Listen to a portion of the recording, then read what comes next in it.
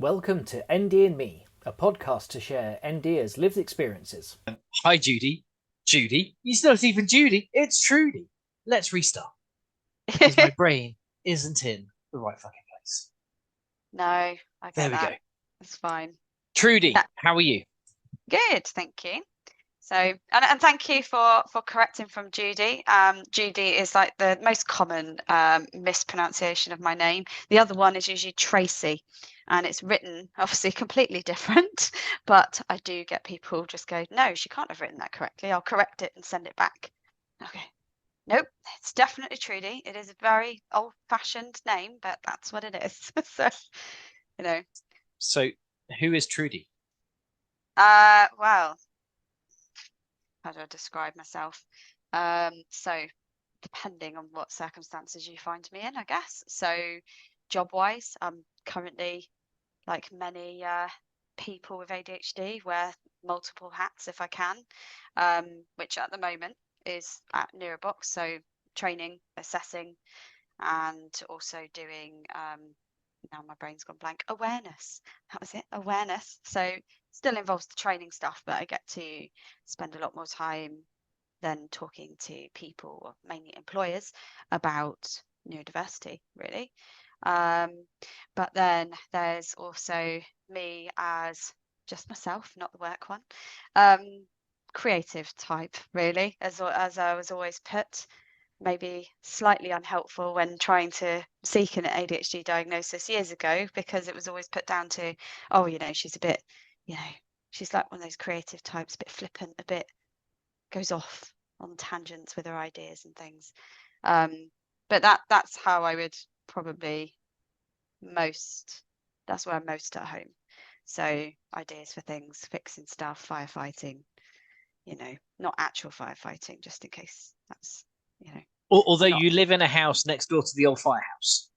I do live in a weird old little police station, or was a police station, and yeah, well, I rent it. So we've been living here for about 9 years, which is pretty stable and long term in the world of renting anything.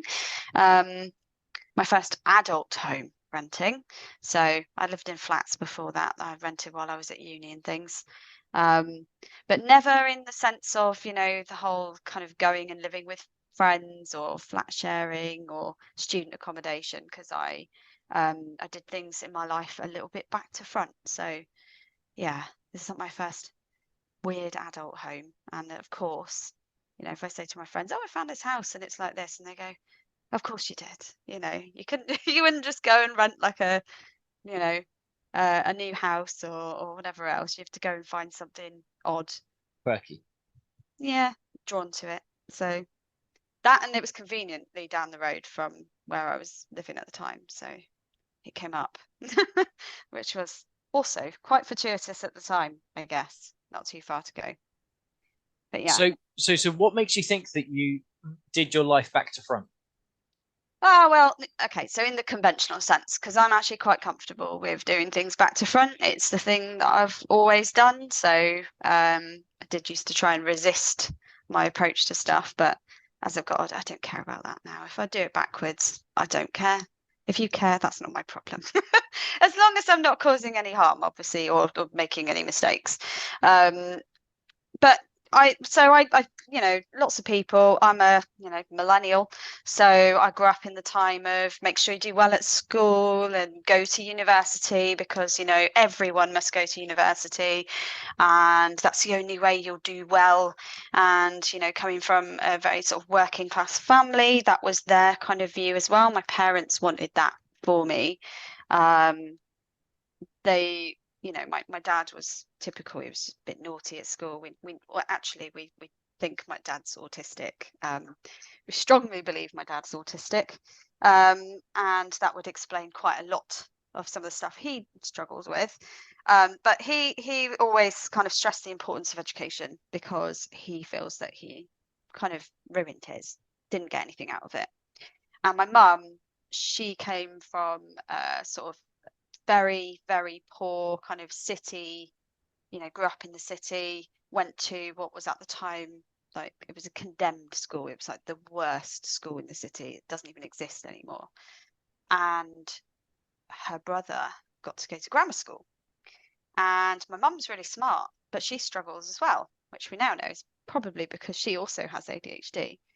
And for her, it was like a sadness of kind of unmet potential. So I had this kind of mixture of stuff going on. So I had this path set out where I thought I knew exactly what I wanted to do, which is unusual, I think. Particularly, I kind of knew, or at least narrowed down to 3 things when I was in primary school, which I'll tell you looked like this: artist, explorer, archaeologist. Those were like the 3 things. It's like, I want to do that. Binned off 2 of them because it's like, well, that's unrealistic. I've been reading too many. I liked reading a lot, and I particularly liked books which were all about adventure and, you know, Famous Five, all that sort of stuff. Was forever my head in books where it was about people kind of like living in extreme circumstances. Still kind of like that sort of stuff. But I also realized that I had a skill for creative things, and I used to get, which I now think is more of a performative thing as well. I used to get a lot of praise for creative work, and I did for other things, but mostly about stuff I was able to do with skill that for some reason to me was just like, yep, this is fun, but to everyone else it was really impressive. I thought, oh, this is quite good. Also made quite a nice change because I was very, very naughty when I was a child. So I was, doing things like reading quite early and getting on with all sorts of things. But I was seen as quite precocious, quite, my nan used to sort of nickname little Mary quite contrary. I always had an answer for stuff. Used to get in trouble because of my mouth mostly, or my temper, mostly my mouth though. And so I realized I had a skill with a particular thing. I was like, right, I'm going to go and do that. And I was beelining for that for like ever. So had this whole thing mapped out, still focused on that in secondary school, ignored all advice from all of my teachers, which is please don't go and do that. And I thought they were just being, just snobby because it was art. And they thought, don't do that. And it all kind of went a bit wonky after that. I left school, went to college, got to college, really kind of struggled more so with stuff. This had been building, struggling with things that people just assumed I was being lazy. I was forever getting told I wasn't trying hard enough, so much potential, doesn't meet it, all the classic sort of stuff. And it just really played havoc with my mental health, I think, as it would, all that sort of stuff. On top of that was the weight of expectation as well, I think, because people were forever telling me she's smart, so we expect her to do really well. And there's a lot of pressure on me to do well. So I kind of played into that, I guess, without realizing what was going on. And so I kind of did the college, and the next logical step after doing that FE stuff was to go to university. But a few significant things happened in my life around then. One of them was that I was in an awful car accident with my mother, which more than anything traumatized me. I was physically injured, so I struggled for a few years with stomach issues, for example, because I damaged my stomach, fractured my back. I did loads of different things. But I kind of had this, what I can only describe as like a mental regression, where all that happened, was really traumatized, and I just needed space, and I wanted to be looked after properly. And I had parents who by this point were warring and were getting divorced, or said they were getting divorced. Everything around me was changing at a pace I couldn't manage. We'd moved house from where I'd grown up in this beautiful, open, quiet space to this noisy, stinky neighborhood with arguing neighbors and street lamp outside my bedroom window. All these things that felt like an affront to everything, my senses completely. So all that stuff, the accident, the parental kind of relationship breakdown, and then after, and and probably more importantly it was how I kind of ended up in relationships with other people that were really unhealthy. So I had a friend who was male, because again, like many neurodivergent women, seem to find ourselves saying, well, we'll get on with boys better, because girls in school could be really complicated with weird social rules that just And after school, didn't conform to any of them. I didn't conform to any of them. And while I had plenty of female friends, they were also probably like me. They were a bit outspoken, or they were a bit naughty, engage in sort of silly, sort of reckless behavior. And clearly as a parent now, I would say if my daughter was doing those things, I would absolutely be terrified for her as well. But all these different things were going on. And so I wasn't also aware of how that was shaping my relationships with other people. So I had a boyfriend who was very controlling, and I was trying to deal with that. And my mum was very clumsy in her approach to kind of trying to get me to see what was going on there. So, like every cliche, parents tell you not to do something, so you just do it anyway. I just had so much stress all the time.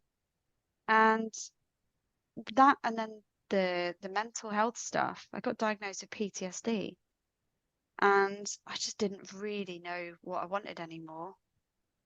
And I just couldn't do anything at all, and I just kind of froze.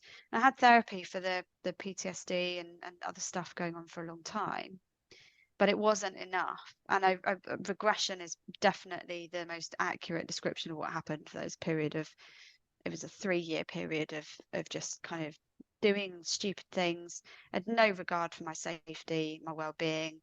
It did get really, really bad. I got marched to a doctor's by my mum because I told her I was going to drive my car into a wall. It's things that now seem completely obscure, like I'm talking about a separate person. And that went on, and still nothing. And then one day the GP was just like, I think that, she said to my mum, she said, I think your daughter's got ADHD. This would have been about 2005. And my mum said, really? Because at this point, I'd had loads of different, issues with mental health, insomnia, all sorts. Had gone all the way through my teenage years. It was even in my childhood.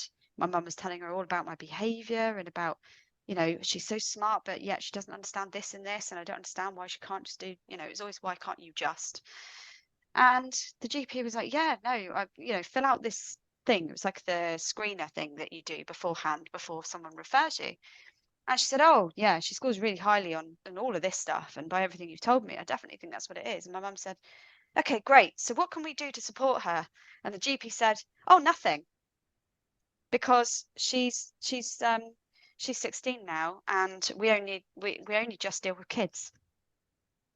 And I was genuinely advised at that time to just get more sleep, insomnia, I'll remind you, get more sleep, and make sure I eat lots of oily fish and nuts. That was it. That was it. And I was like, cheers very much. I'll just deal with this on my own then. Nothing about it, no info, no nothing. Didn't occur to me to look it up online because, internet at that age for me was like MySpace, and that's about it. MSN Messenger. Yeah, exactly. Messenger, arguments with my younger sister over who's getting to use the computer, when someone wants to use the phone and you're still having to plug the blooming cable in, that sort of thing. And all this stuff swimming around, just exploded in my head. And when all my friends were moving on, like going on to uni or doing things like that, I just really just pulled back from everything, from everyone, everything. I was definitely on a full, fatalistic kind of path of self-destruction. So I would do things that I knew were dangerous, I knew could very well end me, and I didn't care, not one bit. I had nothing. Everything was just numb and just pointless. So I just didn't. And the thing that actually, fortunately, which it got worse, that kind of got me out of it and really saved me, I'd say, mentally, was actually the worst thing that's happened in my life. So, which is, it's the worst and the best thing. So I have 2 children now, but my oldest one, and people often look shocked when I tell them. So I will be 36 in December, and I have a 15-year-old who will be 16 next year. I beat you. So early next year. So Ethan was born 3 months after I turned 20. Yep, there you go. See, but what I will say is, I bet your experience of other people's views was different to mine, because I had a lot of sort of, I had a lot of comments. I had a lot of dirty looks. I also look quite young for my age, I think. A lot of the time, people tell me I do quite often. Grey hair helps. Yeah. Oh, well, that's luckily for me, despite all the stress, nobody in my family, well, I say nobody in my dad's side of the family, no one really seems to grey. They just get old. Whereas my mum, bless her, she had a massive like badger streak go from front to back, pretty much, probably because of me, from about age 20, I think it was like 25. Yeah. She's been trying to cover it for ever my since. nan, my granddad, and my dad all greyed early. So, Dad's wedding photos when he was like 26, Yeah. is greyer than, Oh yeah. yeah, he was completely grey by 30, and so I've actually held on to more brown than he did, but Yeah. but then the wife and I went on and had 4 kids before Ethan was 5. Yeah. Oh wow. Okay. So you're like, right, So just have the other ones now. so this last weekend we did a quiz night for the Scouts. So I'm chairman of the Scout group. And one of the additional games we played was Radio 1's What's My Age Again, where we got people to ask questions and then guess how old I was. Yeah. And they were like, what significant event happened when you were 21? And I was like, my second son was born. They're like, hold on a minute, second son? Yeah, exactly. That's right. You say like second, but yeah, I was quite arrogant about my views on it. But when I was at school, there were lots of campaigns around teenage pregnancy. It was in a lot of programs that were aimed at my age group about don't do this. It's like the worst thing you'll ever do in your whole life. Even my parents, my mum had me when she was, I was born when she was 19. So she was pregnant when she was 18, but she also married my dad when she was 18. Now I had a baby, but I was like, marriage? Hell no. I don't want to get married. Why would I ever want to do that? We waited I'm until we married were now, 25. by the way.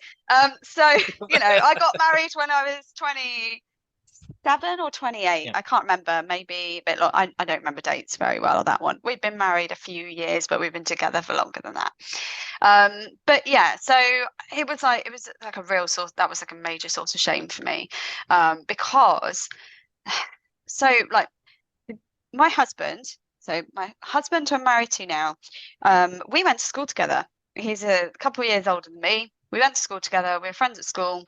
We kind of had this on and off kind of, I don't know, life would throw you in each other's paths a few times over the years. And, it was just on top of all the other bad stuff going on. We were together for a bit and then we weren't. And there was no kind of argument. There was no understandable cause for it. We just weren't. And, like every immature, silly little person, who doesn't know how to manage their feelings at the time. I say silly little person. It doesn't make you silly. It's a maturity thing. I just thought, what I really could do with the comfort right now of being around people that I know. And people that I know were in the second village I went and lived in when it's sort of age, I don't know, 13 to 16. So I'd moved from where I grew up and moved to this next village over. So it really wasn't very far. And I was so unhappy. I just needed familiarity. I needed comfort. And that for me was just people that weren't my family that were where I'd been happiest, really. So I spent time out there, and one of the guys that I was friends with, or kind of friends with my friends, we ended up getting together for a little while, and I started noticing, because I mean, this is one of the things of ADHD is people talk about that kind of level of perception. It's almost creepy, like sixth sense perception, but not if you're not well.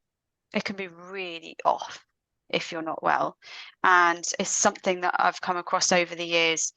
Is the danger, particularly for women with ADHD, of being in really unsafe situations because you spend years and years being told everything you're doing is wrong, everything you think is wrong, and to just behave and stop, that when you notice things aren't okay, you assume it's because you're wrong. And that's really dangerous. So I stopped listening to all my instincts, and I was with this guy, and then he was really violent. So just to put it very bluntly, but that's my daughter's dad. And I have dealt with trouble, I say trouble, serious level of trouble with this man for a decade before it really stopped. So I was really isolated then by that point. So I was with him, I had my daughter. My parents hated him, but not enough to kind of notice what was going on. And so I was in that kind of situation. So again, you know, even having an ADHD diagnosis, the number of times I've sat there and thought, maybe they got that wrong. Maybe it's not ADHD. Maybe it's just that there's been lots of bad things and it's trauma, you know, because we know there are conversations about trauma in the role of ADHD, but I have to remind myself that all the other stuff was always there. I had struggled with things long before any of this stuff happened. But I do believe that not dealing with ADHD and not being supported with that kind of fanned the flames of the trouble.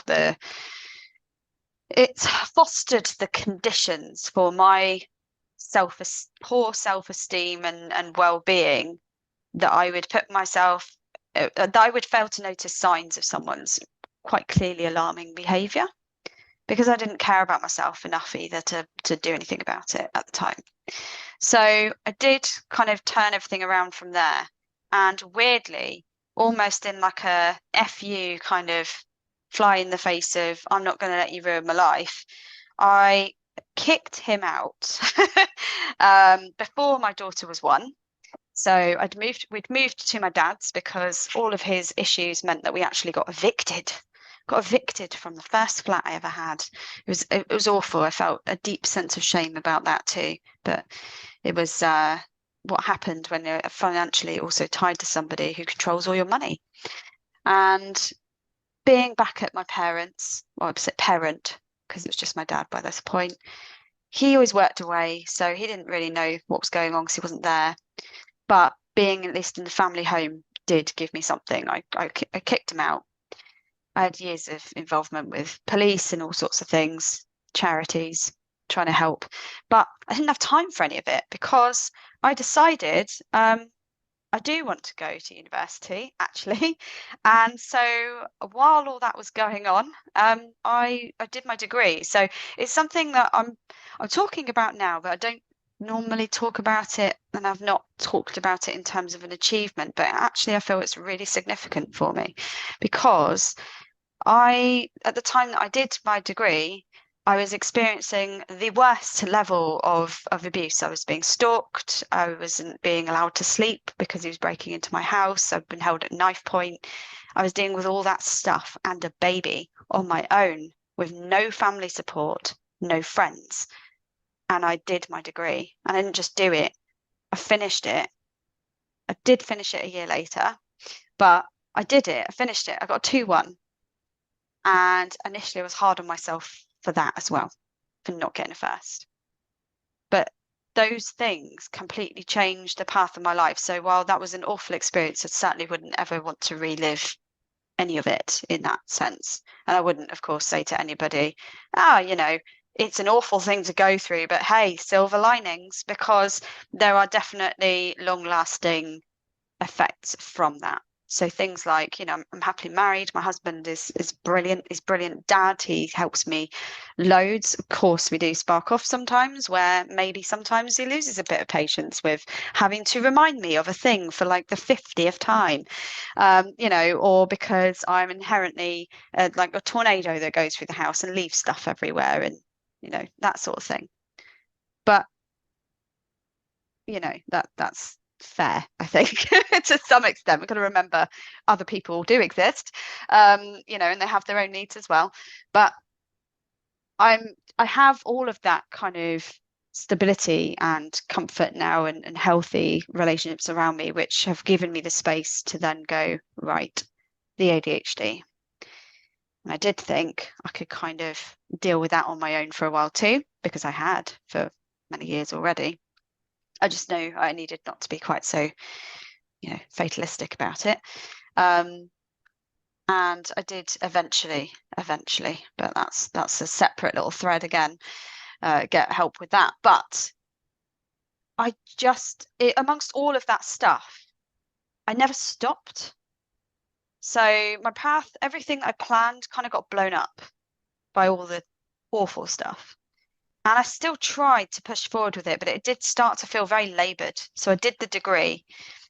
Again, a stupid thing, which still annoys me today.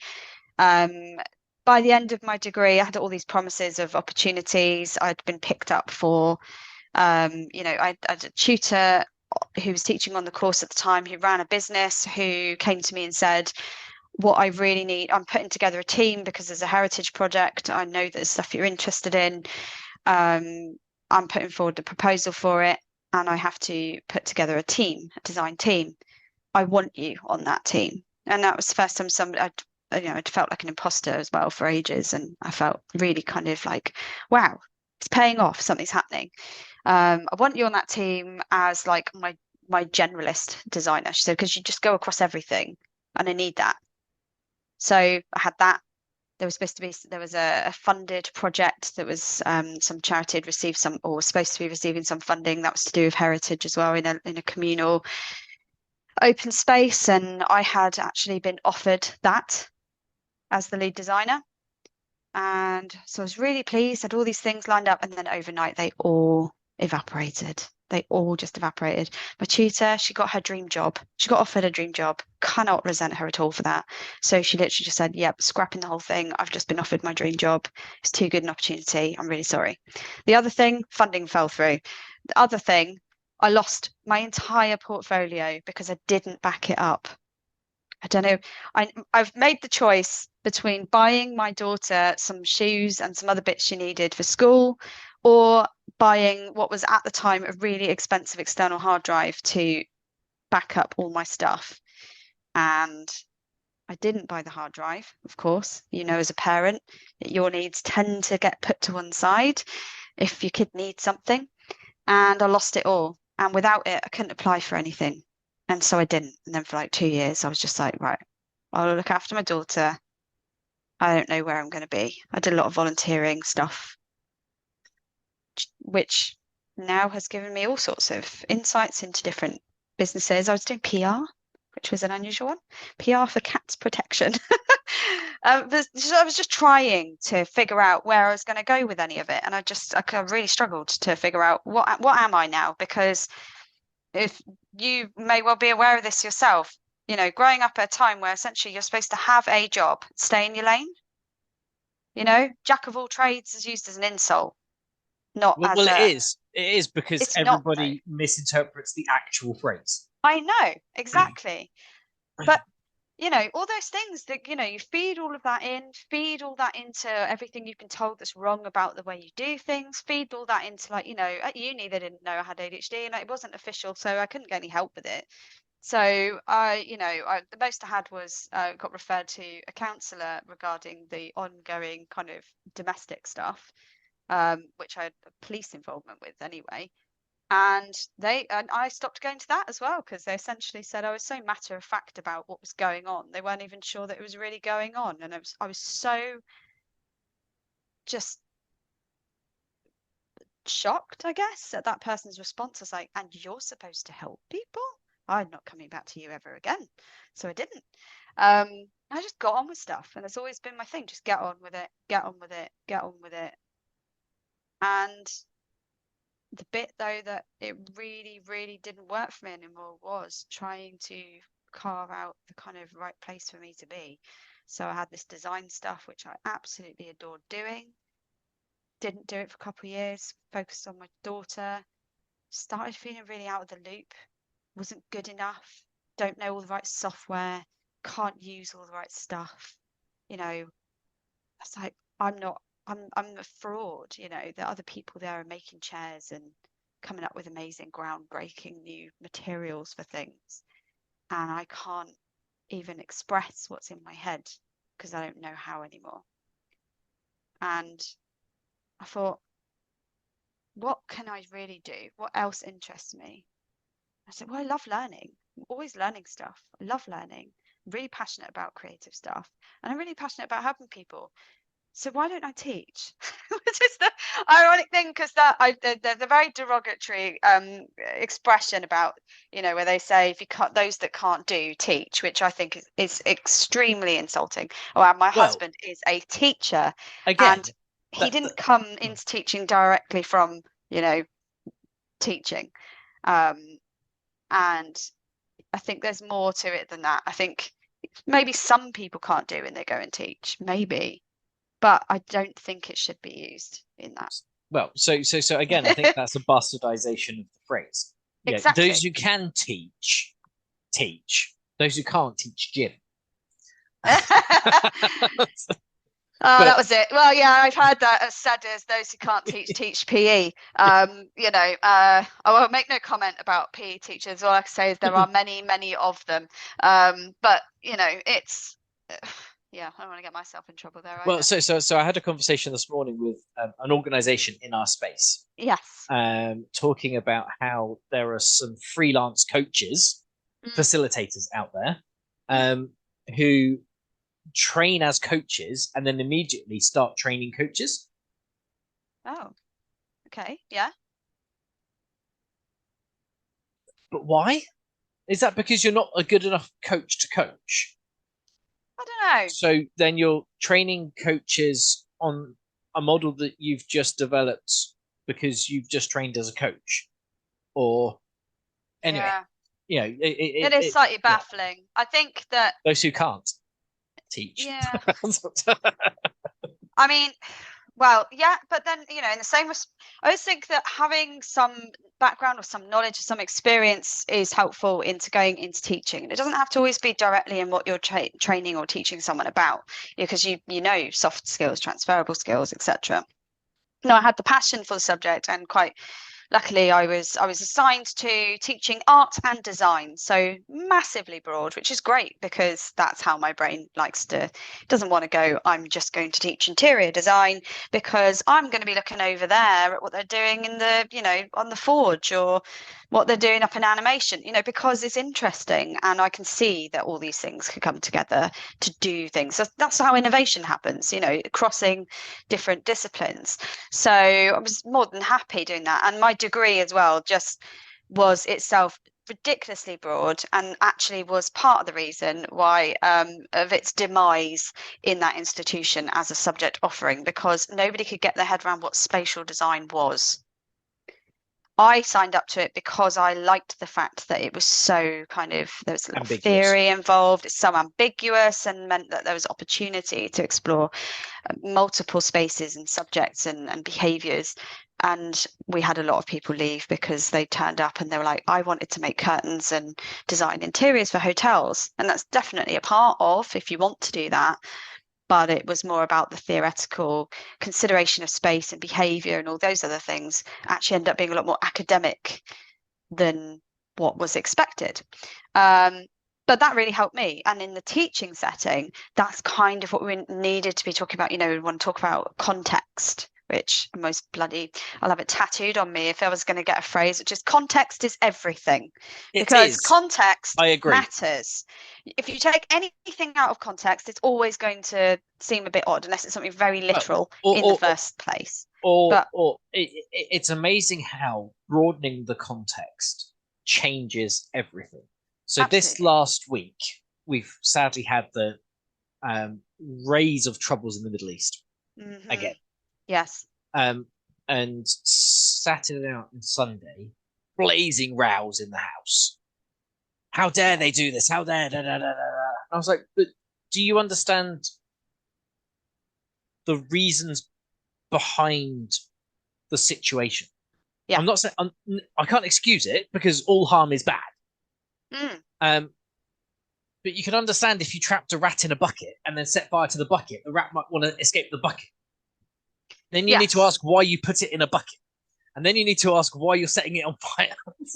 Exactly. It's all questions. It's all very, very complex. And, we weren't really designed, I think, to have to deal with that level of complexity on such a large scale, because even just being a person is complex.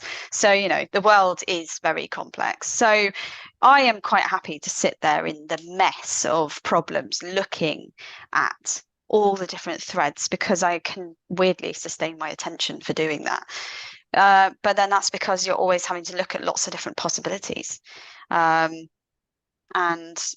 reasons, and you know, I love the theory, talking about theory or philosophical arguments, because of the multitude of responses that can come off of that. But yeah, it's just, so I try my hand at teaching, and that is where teaching is the reason I actually finally got my proper diagnosis. So this has been 2015, because I was doing PGC, and because I was doing PGC for post 16, so I did it at Plymouth Uni, and on that course they had decided to try a slightly different approach to that particular PGC. So normally PGC, if you're not familiar with it, is that you spend blocks of time teaching in a school, and then you'll stop doing that and you'll spend blocks of time studying as a student in the university, going to lectures, doing your essays and all of that. But on this one, you did both at the same time. So I was in teaching, I think 3 days a week, and in university for 2, still having the full responsibilities of a teacher: marking, planning, curriculum design, pastoral care. The list just goes on and on. Whilst being a uni student. Whilst also being a student. And a mum. Having an absolute ton of paperwork. So, you know, like the portfolios of evidence, looking at all the theory, having to do all the assignments, the reflective journals, which all had word counts. Everything had word counts. We're talking thousands of words constantly.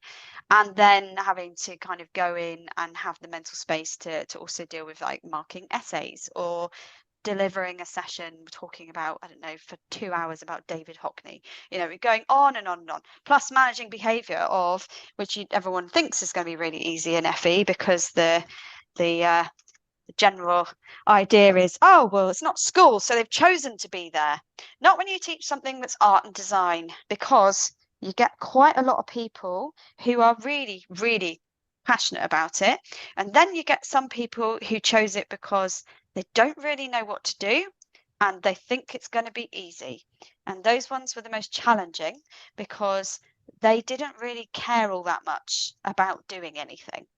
And so balancing maybe someone who's got an internship that they're going to Florence for the summer, and has come from a lovely background where they've been very lucky to spend lots of time in galleries all over the country, and then working with people that have also come from some of those deprived parts of the county, with all sorts of different you know, reasons for the needs, etc., and adding into that, you know, needs and things involved as well. It was just really quite challenging, and I was really good at the teaching bit, but I was not really good at all the paperwork, because some of it felt a bit OTT. Some of it was a bit pointless to me. And I'm very much, I need to understand the point, and I need to get behind it, and I need to believe in it to do it. And it all got a bit much, and I probably irritated everyone that I was on course with my attitude being so negative eventually, where it was just like, oh God, I hate this, you know, like teaching, hate all this, not enjoying it. And I really did want to quit, but I'm a stubborn sod, and I thought, no, if I'm going to be paying off this debt for God knows how long, I want to at least come away with something to show for it, even if I'm not going to do it. But I had decided before I'd even finished, this is not for me. Something about this is not right for me. I was suffering physical symptoms. I had blepharitis, so I had like really bad eczema. I get eczema anyway, triggered by stress, but this was on my eyelids. And I actually got sent home by a member of staff, not because she wondered if I was okay, but because she was concerned that it might look like I was stoned. So I had to go home immediately. And she treated me like I'd done something wrong. I was ill. So I wasn't really enjoying my placement overly well. Some people were really lovely, and others were really I was quite surprised at attitudes when you're in the staff room and you hear the conversations, when people start making comments about other people and their needs, if you are currently going through the process of realizing your own, doesn't make you feel too confident about sharing those with other people. So I kind of did a suffer in silence in that respect. But I went to see someone at uni who at the time was doing loads of research on adult ADHD in the UK. I can't remember her second name, otherwise I give her a shout out, but I just remember she's called Sally. Lovely lady. And she sat down with me and I told her everything. And she said, here you go, fill this out. She said, I'm going to write a letter to your GP and tell them to refer you for a private assessment. She said, it's okay. She said, because it's through the, university's disability sort of stuff. She said, so if you go through that, she said, you'll be able to claim some of the cost of the assessment back, thankfully. And I went for this assessment. And I did, throughout of it, I just kept dismissing it and saying about how I've had loads of stuff go on and loads of things I've brought on myself with my behaviour, or the stuff I've been through is very traumatic, blah, blah, blah, blah. And he sat down and he said, well, first of all, I want to assure you, you're not mentally ill. You do not have a mental illness, because I've been told for years you've got diagnostic manual of mental disorder. Because I mean, even following the PTSD, I used to get panic attacks, and I got told I had anxiety and given pamphlets every time about how to deal with an anxiety attack, which I never read, put straight in the bin. But I was given so many different types of antidepressants, and I hear this story from so many people that I've met also with ADHD, right, especially women. Oh, especially women. It's, do you think you're just a bit depressed? Really? I don't know. I'm trying to think if I am, but maybe, No, because the last 12 years of my life have gone swimming. I can't, I just sitting there thinking, well, I can't quite figure out how that would have been the case when I was, say, 12 or 9, for example, when, I was doing okay and I used to play outside a lot. I was really physically active, I had all those sorts of things, and I was like, no, I've always found certain things really difficult. And I still have to argue this on occasion. Now with my, occasionally I get a GP call where it'll be like whoever, practice manager or something, which feels very much like a way of trying to get me off of their books. We don't want to have to prescribe anymore. I'm in a bit of a weird place because I got diagnosed privately, obviously. And at the time, when I eventually managed to get to that as well, because the doctor lost the letter twice before the university lost their patience and sent more. The person who diagnosed me, he then sent a letter to my doctor and said, would you agree to the prescribing, managing the prescription? They said yes at the time. But they said yes, but I can't actually get any support from them, and I don't get any checkups. My medication has not changed since the first year I was given it, because I was told there's strict instructions in there about what it was going to be and what the sort of dosage would be over time, increase, all that sort of thing. Only they initially prescribed me a short-acting medication, which ended up after a few months making my mental health really bad, probably as bad as when it was at its worst before. So I had to come off it, and I begged them, please just put me on a slow release one, because one of the other things that you wouldn't think would happen from taking a stimulant is a immediate need to sleep, like right now.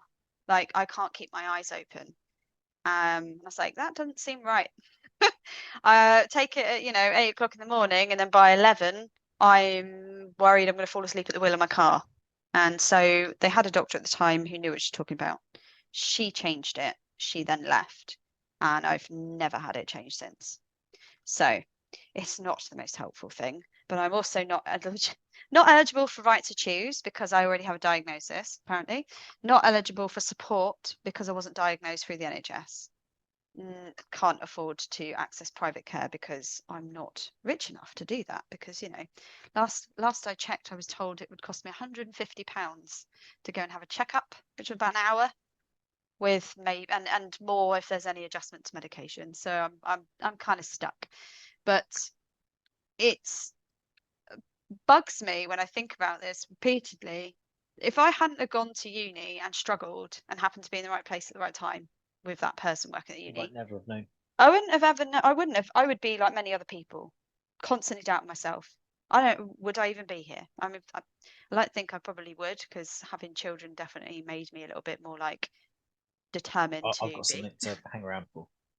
Yeah, exactly. I wouldn't want to do it. But you know, it's something that I think about quite a lot, is that, well, statistically, I mean, many things there, but statistically, you know, if you've got ADHD, you're not going into FE, let alone HE. So, or you're not finishing it. But if you're not in the place, then where'd you go? So I did, you know, I did all that. So I did the teaching, decided it wasn't for me. Felt like I'd let everyone down. I'd only just been diagnosed, and obviously diagnosed, given some tablets and sent on my way. No support. And I had the battle of everyone around me, including my husband, really, at the time, trying to get people to understand, because I was all well and good being told to be kind to yourself, but if you're kind to yourself and nobody else is, they just think that you're just, you know, out for an easy Selfish. ride. Yeah, selfish, easy ride, making excuses. And, you know, it's like, that's what I said, on my That's a own, big debate now. very little issue, but If you with think other it's an people, excuse, you're the problem. yeah. I mean, there are you know, reasons why things happen, and yeah, understanding those reasons might mean that you can have some empathy. yeah, But just because this thing happened doesn't mean that I get to not do something. yeah, that is true. But again, in the same, you know, breath as well, there's even more complexity to that, because there are occasions when people use things to excuse themselves. And I think we all do it sometimes. There might be something where you maybe, rather than push yourself, excuse yourself, because sometimes it's easier to. But I think it's not a case of that being a bad character trait. Sometimes people are doing that. We have to ask why. If you were making an excuse for yourself, well, then it's not because there's nothing wrong with you, but, you know, not even saying wrong with, but it's not because you're not experiencing difficulty. It's that the difficulty you might be experiencing might not be the one that you're looking at. Yeah. And I often find that, and I was very much like that in design as well. Someone will present me with a problem, and I'll look at it for a couple of days and come back to them and say, that's not what the problem is. And I've no fear in pointing that out to people either. And actually that did me very well in certain circumstances, to say, you're looking over there, but you need to be looking over there instead. And they go, oh, to me it's obvious. But I find that funny, because I'm like, well, how did you not notice that? You know, things like that.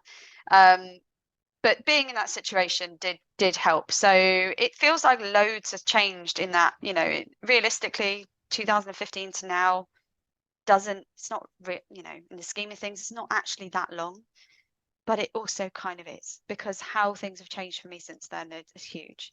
So did PGC, then had quite a bit of time feeling like a really crappy human being, just been handed a diagnosis, can't get a job. And loads of people around me, including my own family, just like, you're smart, you've always managed to do stuff, so I don't understand why you can't just write a job application. It's really not that hard. It is. It's really hard for me, actually, because I can't structure any of it. But if you put me in front of somebody, I'll probably get the job if I can talk my way in, not by bullshitting, to put it that way, but actually just by being able to explain it or answer a question properly. But if I've got to write it, it takes me too long. I'd forever write applications for jobs. By the time I'd actually done it and thought, right, okay, this is good enough, job's closed. Or they've already given it to someone, you know, too little too late. And I was always just missing out. And then my friends were just like, after a while, you know, the longer you're unemployed, the more people start to look at you like, do you want to be unemployed? And I just think, I've been ambitious since I was really young and always wanted to do things and put a lot of effort into doing things. Why on earth would all of that suddenly mean nothing because you know, why would I suddenly just be someone who wants to sit at home? Like, I can't get any enjoyment out of that. I don't even like, most of the time, don't like watching TV very much because it's sitting still for too long, just passively taking in.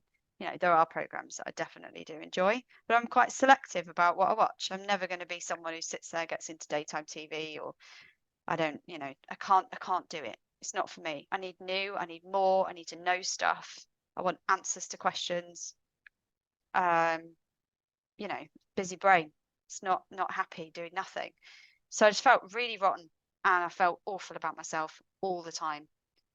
And then I saw, I was always good at picking up technology, even though I wasn't like, you know, somebody who would say, oh, I'm, you know, techie, really into software and all that sort of stuff. But I could learn most things I turn my hand to, I can pick up, which is quite annoying for some people. All right for me, but it doesn't always help me. And I saw a job come up. I was searching for tutoring or mentoring or something along the lines of that to use at least something of my PGC. And it was a friend of mine who suggested, she's like, one of my friends is a study skills tutor. You'd be really good at that.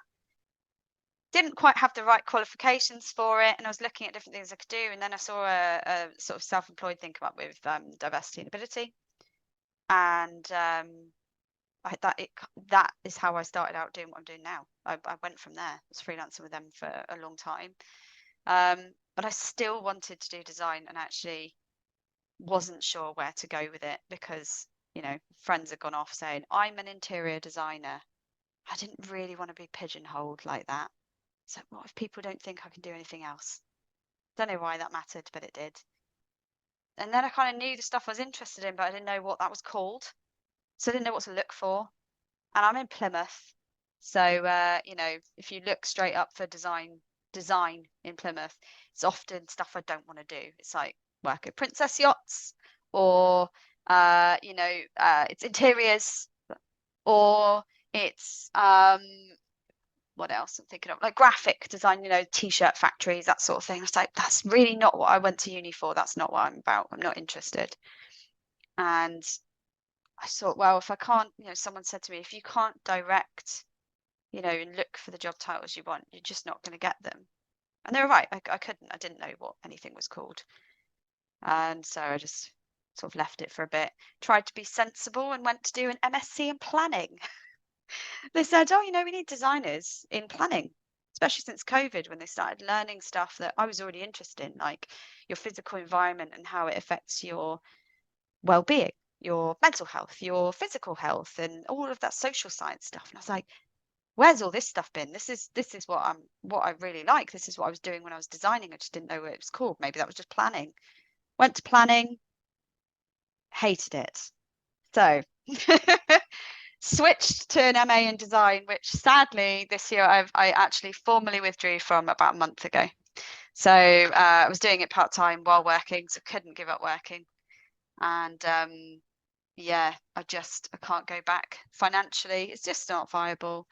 And I think I'm okay with it. I wasn't initially. I think I'm all right with it now. Don't need it. I will definitely still be paying for it because, of course, you still owe the money. And I'm a little bit disappointed that I wasn't able to stick it out to the end financially, because I actually only had it's like 2 projects left to do. So it's 1 module. And for the first time in my life, I had proper support with my ADHD, and I was on course for a distinction at masters. And never ever, I've always fallen short of whatever expectation, whatever thing that someone said, Josh, you're capable of doing this. All of your work shows you're capable of doing this. And then for some reason out of the blue, you don't. It was the first time I was on course to actually get what I was putting in. And I just had to withdraw. So it's a big, long, squiggly thing. And it's very changeable. But what it means is that, you know, my current 35 years old, I've done loads of different things. I've done some random, like, art projects and things like that with a charity, most of which I volunteered, but ended up having a contract with them. One of them actually won an award, which I was really proud of. But I couldn't do that indefinitely as a job because there just wasn't an opening for it. And so it can be really hard, because if you want to leave out some of the things that unfortunately you can be discriminated against, you know, I don't want people to make judgments. It means that once you take all that stuff out, it leaves a lot of holes.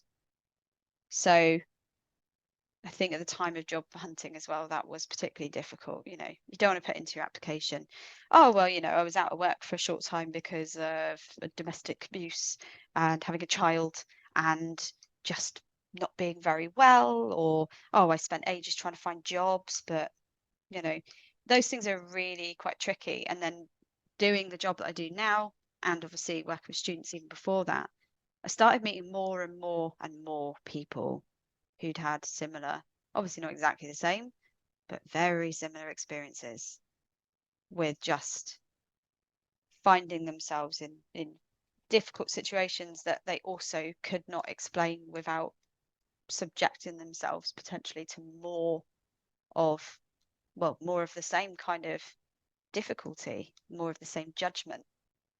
And so I feel quite passionately about all of that for those obvious reasons. So I think that's what keeps me going in what I do now, because I'm quite passionate about people not being discriminated against. It's quite important to me. And I still come across quite often. I support people in the workplace, and I still get told things that occasionally, just horrify me. I've got a mental note in my mind. Of course, I'm not going to say who, because I'd be very unprofessional, but I do have like a mental list in my head of companies I wouldn't work for, I wouldn't touch with a barge pole, because over the years, because people have told me things about the workplace culture that really disappointed me. And I think, but how? We have the internet now. The conversations are out there online. Like, you're deaf, or you're just not listening.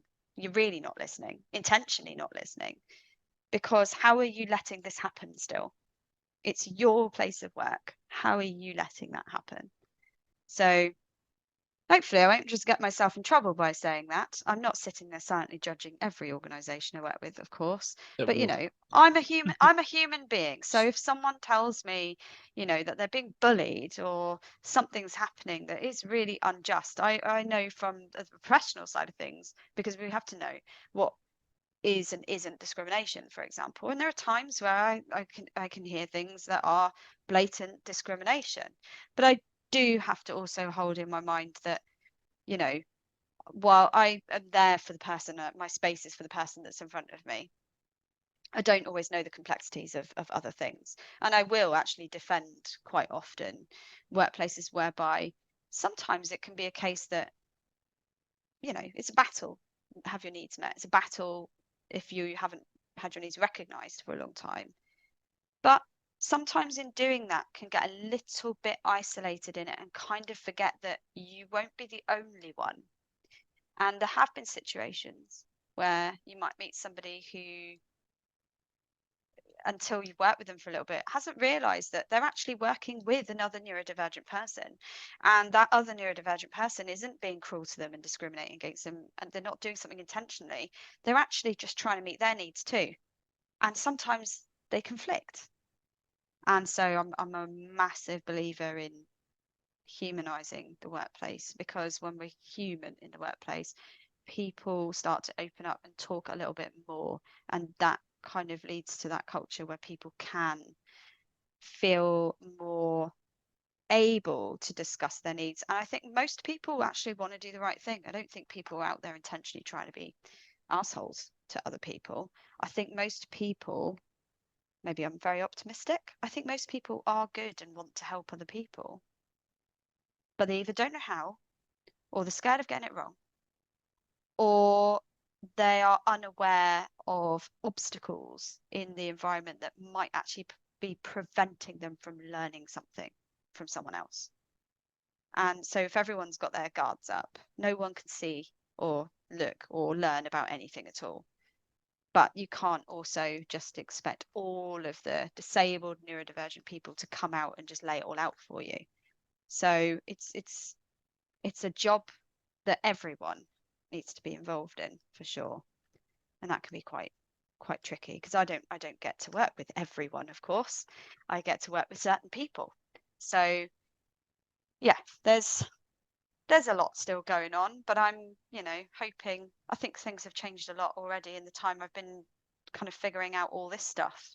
I don't try and spend so much time figuring out where I fit either anymore. I'm quite content with just being, I'll go, just go where I want to go.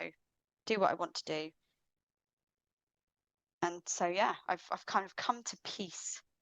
It's just taken all of my adult life too so far, just to be at peace with, actually, that's why I said backwards. I'm just seeing where things take me. And that's another thing that I've always been told you don't do. You know, you're not supposed to just go where the wind blows. You should plan and step. And because if you're not planning and organizing, you're not actually really achieving anything. You're just kind of fickle. Mincing But along. yeah, that's right. And I don't actually think that's the case at all. And so, you know, I keep picking up all these little things, those little ideas or opinions that have been actually put on me or to me over my lifetime, and they pop up and I question them. And the more I'm doing it, the more comfortable I feel not doing as expected. So yeah, I have talked a lot and now I'm really self-conscious of it. This is why I haven't done these sorts of things before. But yeah, basically I've told you and everyone else my life story, possibly got myself in trouble along the way, which I hope not, because I don't think you have. definitely don't want to say anything to upset anybody. Yeah. The last hour has been one of the hardest hours I've had doing this podcast, because Really? it's like looking in a mirror. Really? It's almost scary. I was looking at doing my PGCE Yeah. in 2012 when I got made redundant 3 times in 6 months. Oh my goodness. And I was like, that's stressful. I've always done stuff with kids. You know, I was volunteering Yeah. at school. I was doing science club. I was a club leader. Yeah. Cool. But my wife's disabled and doesn't work. Okay, Yeah. so how do I raise 4 kids and go to Chelmsford to do my PGCE, because that was my option. So I can't do a 90-minute commute each way 5 days a week and then get a that sounds placement that may be brutal. in Essex or Cambridgeshire Oh because yeah, of yeah. where ARU is. Yep. And not earn any money. So you know, and I fell out of the system. So I did 3 years at sixth form and left with nothing. You know, I've got an AS level in law. So actually, what I needed to do was do a 2-year bachelor. Yeah, I needed to do a bachelor's and PGC. Yeah. Okay, well that's 40 grand. It is a lot, isn't it? It's ridiculous. And all of that time doing that. So I was looking at doing a bachelor's in primary education, which would then land me at the end of PGCE. But I had 4 growing kids, so I can't. Yeah. I was doing the school runs because the wife wasn't well, so I was like, you know, I'm tied to the village pretty much. Yep. How do I get the flexibility to get away and learn? How am I going to pay for all of this, and how am I going to feed the kids whilst doing everything else? Yeah. So that got quashed quite quickly, and I fell into interim contract work because I am a jack of all trades and a master of pissing people off, and that's the one trade I am actually doing. But you know, a jack of all trades and master of one is always better than a master of none. The correct saying. And you know, I've been a generalist for 30 years. Turning my hand to whatever I can because I can. So yeah, you know, some of the harsher stuff, I don't really relate to, but you know, having 4 young kids in your 20s with somebody you met when you were 17, you get to learn a lot about human behaviors and personal relationships, and some of that's not absolutely easy. No, it's really not. And then, you know, the things that people don't necessarily realize in those situations like that, and whether you're male or female, you know, with children young, is that you are no longer able to take the conventional path unless you are very fortunate to have a strong family unit around you who can help, you know, because even now, you know, my husband and I, you know, we've got 2 children. He is a secondary teacher. I will have to pick up quite a bit where he can't. So, you know, if it's appointments, I do them, and it can be a bit of a struggle sometimes because it's very imbalanced in the sense of it's not intentional. It's just, I will say this, a lot of schools have no idea that for a lot of their staff, they are reliant on an unseen, unofficial workforce to make that happen. Because when you've got a teacher who's now got to do a parents' evening until 8 o'clock at night, and you're working as well, but the childcare only runs till 5 o'clock. My childcare only runs till 5 o'clock because of the financial crisis. They can no longer afford to be open past 5 o'clock. It's too expensive. So 5 o'clock, which for most people is the time they finish work, but then when he's doing that and he's planning and doing all this other stuff, that happens because the people around him have to pick up what he's not able to do, or hasn't got time to do. And it's not like, I'm not saying woe is me, because there are definitely families that have got that worse. But, I've things like, my dad does live nearby, but he's older and he still works full time himself. He's not old. He's not retired, that's for sure. But he's not what you'd call like a hands-on granddad. He's not cuddly and warm. He's quite distant. My mum lives hundreds of miles away, and now unfortunately has cancer and is not well enough to be particularly involved. But even if she was living nearby, I don't know how involved she'd be. I didn't get on brilliantly with her when I was young. I get on well with her now, but that's because there are hundreds of miles between us.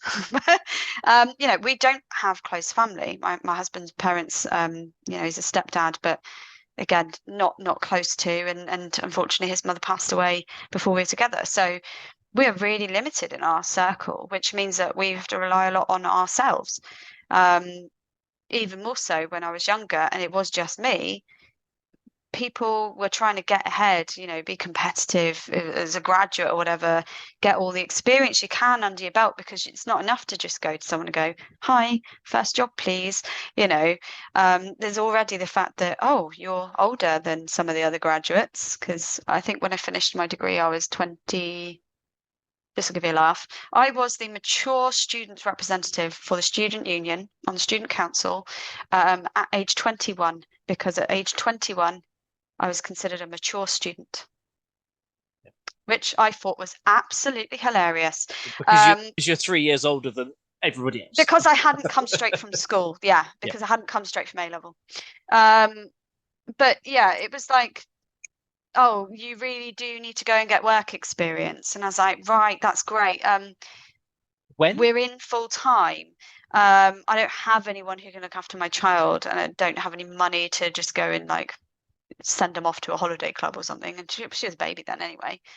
But I used to get that all the time. I'd be like, well, I can't go and get that experience because it means working at night, and then who looks after my child? Here we go back to why don't you just do this? And I'm like, why don't I just, go home, and in the midst of dealing with all the kind of chaos of, someone breaking into my house repeatedly, just also sit there and somehow get all my work done, be like, take care of all of my baby's needs, and also make sure, that I'm on time in the morning after dropping her to nursery first, and, do all that stuff and make sure you do it properly. And I'd still get picked up on stuff like, you really do need to be more organised. Sometimes I did want to turn around and say to my tutor, no shit. I've been asking you about this, and they were like, well, we only really support dyslexia at the time. It's like, right, okay, that's not helpful. But yeah, it was just stuff like, the thing is, you've got so much potential, or you'll never have trouble getting a job, is what one of my tutors said to me. She said, you'll never have trouble. She said, in the creative field, she said, some of the most important skills aren't even the things that you're physically doing. It's going to be being able to understand people. And I was like, right, good at that. That I can do. But how do I evidence that on an application? How do I evidence that with the portfolio? Right, okay. But it would be like, that's the thing. You will never have a problem getting a job anywhere else. I was advised actually to go and work in Europe. Not a specific country. One of my tutors said to me, she's like, your style of design, your way of thinking, she said, it's quite stifled sometimes in this field. She said, I think you'd do very well though if you went to Europe. I said, can't really do that either. I can't just pick up and move. which would have been lovely, but no. So all sorts of things you don't get the opportunity to do because you have to sacrifice for, okay, well, this is my life. I have to try and adapt to what I've got.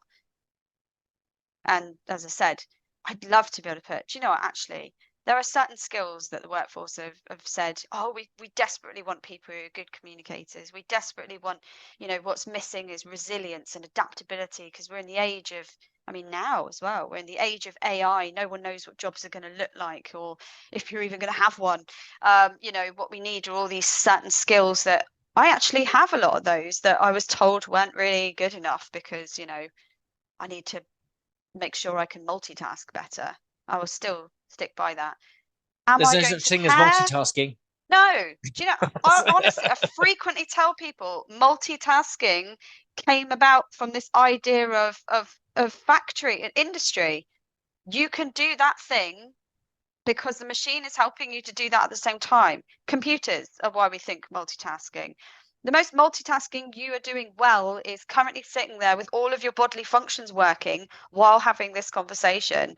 But, if you try and tell me you're really good at multitasking because you're currently writing a book while you're sat, no, you're not. Don't be proud of doing something with less effort because you're doing more than one thing at a time. Just own it. It's fine. If you want to do one thing at a time and that works better and it's got your full attention, great. Multitasking in the sense where you've actually got things running at the same time, beyond, putting the washing in the washing machine and then coming up and writing while it's in the wash. I'm not multitasking. The appliance is doing the work for me. That's not genuine multitasking. But I'd like to see you try and cook and do, I don't know, help your kid with the homework and do that. Send an email at the same time. It's not going to happen. It's an impossible goalpost. So I think at Stanford University did some research into multitasking and complex VUCA environments, like flying a plane. So a pilot, is a pilot multitasking when he is flying, navigating, flicking switches, monitoring the engines, and talking on the radio to somebody? No. What he's actually doing is switching between tasks very quickly and very efficiently. But he's not doing more than one thing at once. No, he's not. So therefore, multitasking is categorically, scientifically bullshit. Yeah, exactly. And actually, you've hit exactly the point that I usually make, which is that it is the task switching, and that is where, for a lot of us, task switching is the tripping point. Some of us just aren't that good at task switching. It takes longer for us to get our brain out of one thing into another. One of my trickiest bits is when I'm focused on something and somebody breaks that focus. It really frustrates me. So the amount of times that my wife demands that I wash up after dinner when I'm watching a YouTube video that's got 2 minutes left. I'm watching it on 2 times speed, so that's 62 seconds, okay? Yep. And when I say in a minute, it's literally 62 seconds. So just give me a fucking minute. Now, in 61.5 seconds, when the autoplay button comes up and it starts another video, that's not my fault. I hate autoplay. I really do. And until recently, I just didn't bother really using YouTube unless it was specifically to learn something. Like I would avoid YouTube because, weirdly, although I'm quite a visual person, I don't do as well with videos. Like I have the video on, I have the captions on because the video alone isn't enough to keep my attention. I get really impatient. I also get really impatient when I'm reading like blog posts, like if someone's really kind of put the TLDR at the top so I don't have to read a page. Yes, absolutely. The worst one is I'm always looking for recipes and things online because I have a slight weird obsession with food. And I will always be looking for recipes for things, and you have to read through someone's whole bloody life story before they'll tell you what. Be like, oh, this is so good, and my grandma taught it, and it was whispered to her by a pigeon in 1945. And I'm like, just give me the damn recipe. Just get me and then to they say, what I want right now. Get the flour, put it in a bowl, add these ingredients, and it's like, how big a bowl do I need? That would have been a helpful fucking thing to put in the recipe. Oh no, I've done that as well. Like I need to see it all first, the big picture of it. then I could break it down to steps, because, you know, I've done that so many times. I've rushed ahead, I've started doing something only to realize halfway through. I'm saying this, by the way, as I look at a half assembled monitor and keyboard arm that I started building last week on my desk. Not entirely my fault that I haven't finished building it, because one of the wrong parts was ordered. They sent me a keyboard tray. It's meant to be a laptop tray. So I had to stop. But I've got this half assembled thing staring at me. It's very annoying. But I will get halfway through something. My point was, if I had followed the instructions, which I'm usually quite good at doing, but I thought, easy peasy. I've seen a picture of this thing. I can work out how to assemble that without following everything. And I do that all the time. So I saw the picture. That sounds like a man's brain. Yeah, It's I like, know. I got I can do told that before, but I'm pretty good with doing that, actually, and I will find my way around. I can make stuff and fix stuff quite easily. But I got this thing, and I had all these different boxes. I pulled it all out of the packaging, and it spread across the floor. And I was like, yeah, that looks about right. And I just whacked it all together. And then the point at which I'd almost finished it, I was like, right, now attach your trays. Ideal. My laptop's going to be movable. It's going to be like a sit-stand desk. I don't have space for a sit-stand, so I've had to improvise slightly. And then I was like, oh, well, this isn't the right bit. And then I found another arm, and I was like, it's only meant to have two arms. Where have these two come from? And I was so confused. And then I had to go back through it, and I realized it was because they'd sent me the wrong parts. And I had gone, nah, when I read the warning on the front of the booklet that said, please check all parts are present. Because obviously they've had this problem before. You know, well, it's just a standard thing, isn't it? You buy something from IKEA before you go building like the entire flipping room's worth of furniture. You're supposed to check that you've got all the right screws and all that sort of stuff. But, you know, I've only ever really once had it where someone sent the wrong stuff for a wardrobe, I think it was, and they'd missed basically half of the components to put it together. And I was just like, yeah, it'd probably be fine. But that's shortcutting. That's not just being impatient or silly. That again is that kind of example of the brain's efficiency.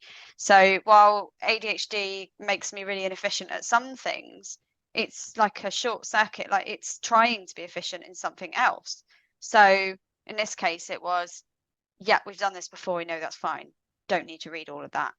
That's a waste of time. Just get on with it. And now it's just, you know, annoying me. There's things are sticking up on the back of my desk, a big pole. So, you know, stupid things like that, really. But the multitasking stuff really bugs me. All those sorts of skills are saying, though, that I was forever told, oh, you know, that's great, but if you could just do you want in the box or do you want everything else? Like, you can't have this, but then ask me to, you know, pack it all down and make it like that, because you're acknowledging that those things are really good and what you want and what you need. But it's just really odd. It's like, what we really want are apples. Hi, I'm an apple. Thing is, what we really want is the quality of an apple, but it needs to be a banana. You know, it's like, go and do, we want those things. We say we want those things, but we don't really want those things because we're not actually prepared for the trade-offs that come with those things. And I talk about a lot with when we do awareness, like about dyslexia, for example, more known like dyslexic thinking. The trade-offs are, okay, brilliant thinking in 3D, but that's why it translates differently when you're working with text on paper, because your brain is thinking differently. You can't go, oh, use that brain sometimes and that brain other times. That's the brain I have.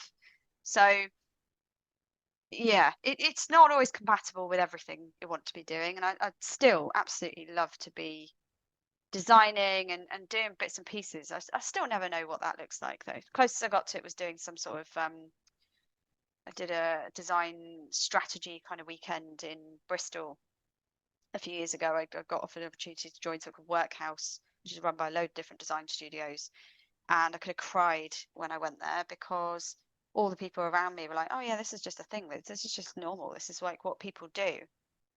I was sitting there and I was going, I've spent thousands of pounds on university education. Not once have they ever told me I could be any of these things.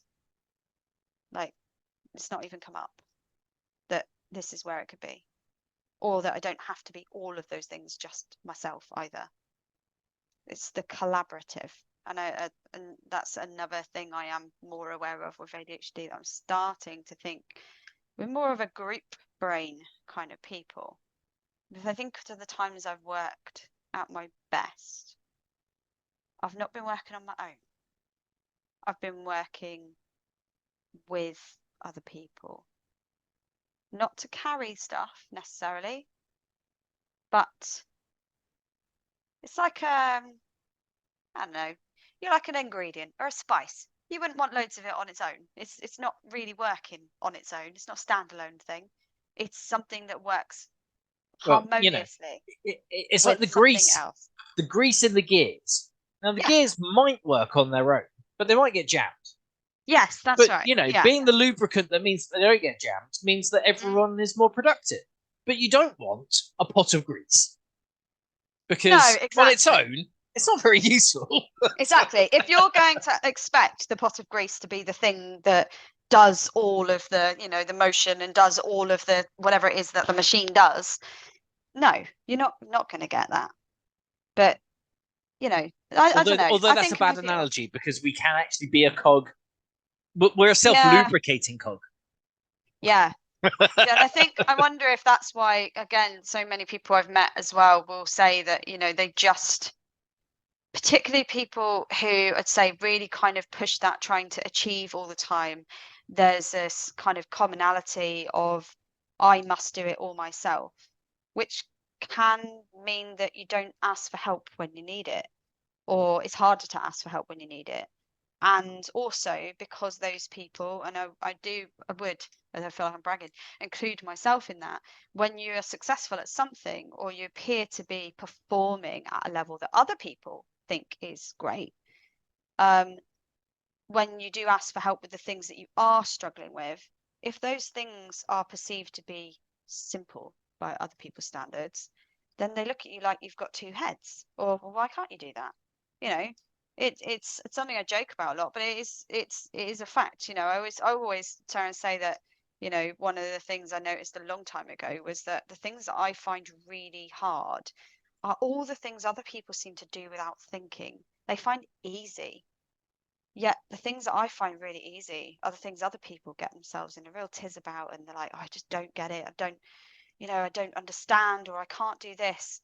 And I do it without a problem most of the time. I'm not like a genius or anything, but I can go and figure something out. I teach myself something. I'll go and do a thing. And my friends always say to me, like, I don't understand how you can find it so hard to like be on time, or, you say that you find it really hard to just do basic stuff, like go shopping, but you can do that. So therefore, no, how does that work?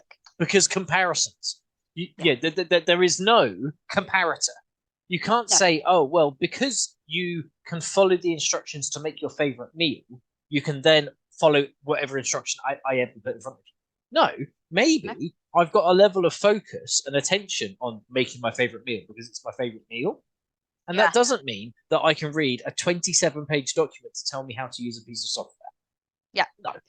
Also, you might be able to sit there and really enjoy a lecture about blooming, I don't know, some subatomic particles or something, and then go into the kitchen and just not even be able to do the dishes properly, leave them all covered in crap, I don't know, because they don't use the same skills. They're not asking your brain to do the same thing. The dishes maybe is a bad example, but I'm thinking like we use the example of cooking quite a lot because it is a thing that most people will do at some point and recognize. Some people who like cooking will go, yeah, I love cooking and I enjoy it and I find it easy. Then there are those that enjoy it but find it a bit of a slog.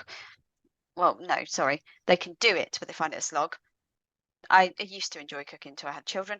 Well, they never want to eat anything you give them. There's always a problem with something. Just wait until your spouse is then also vegetarian or on a restricted diet, and then you're cooking 4 meals every night. Well, my husband and my son can't have milk. My daughter is autistic and ADHD. So there's a lot going on in my house when it comes to food. And it really, really drives me up the wall. And then I'm the one who does the majority of the cooking because I'm at home already. My husband might finish work before me, actually. But it's getting home again, so I'm already here. So basically, we just have 5 meals, and then we just rotate through those 5 meals. So I can't do that. I can't do it. If I get bored of food, I mean, I don't like classic. I don't recognize when I'm hungry until I'm starving. Starving though is not good, because then I can't think of what to eat because I'm starving, and that's all I can think and then about. you just order a takeaway. Yeah, which I really don't want to do. And then I like to plan all meals, but I also get bored immediately. And this is the thing that other people have always said this weird is I will get bored of food, and if I'm bored, I just won't eat. I can literally just go, nah, and I'm just not.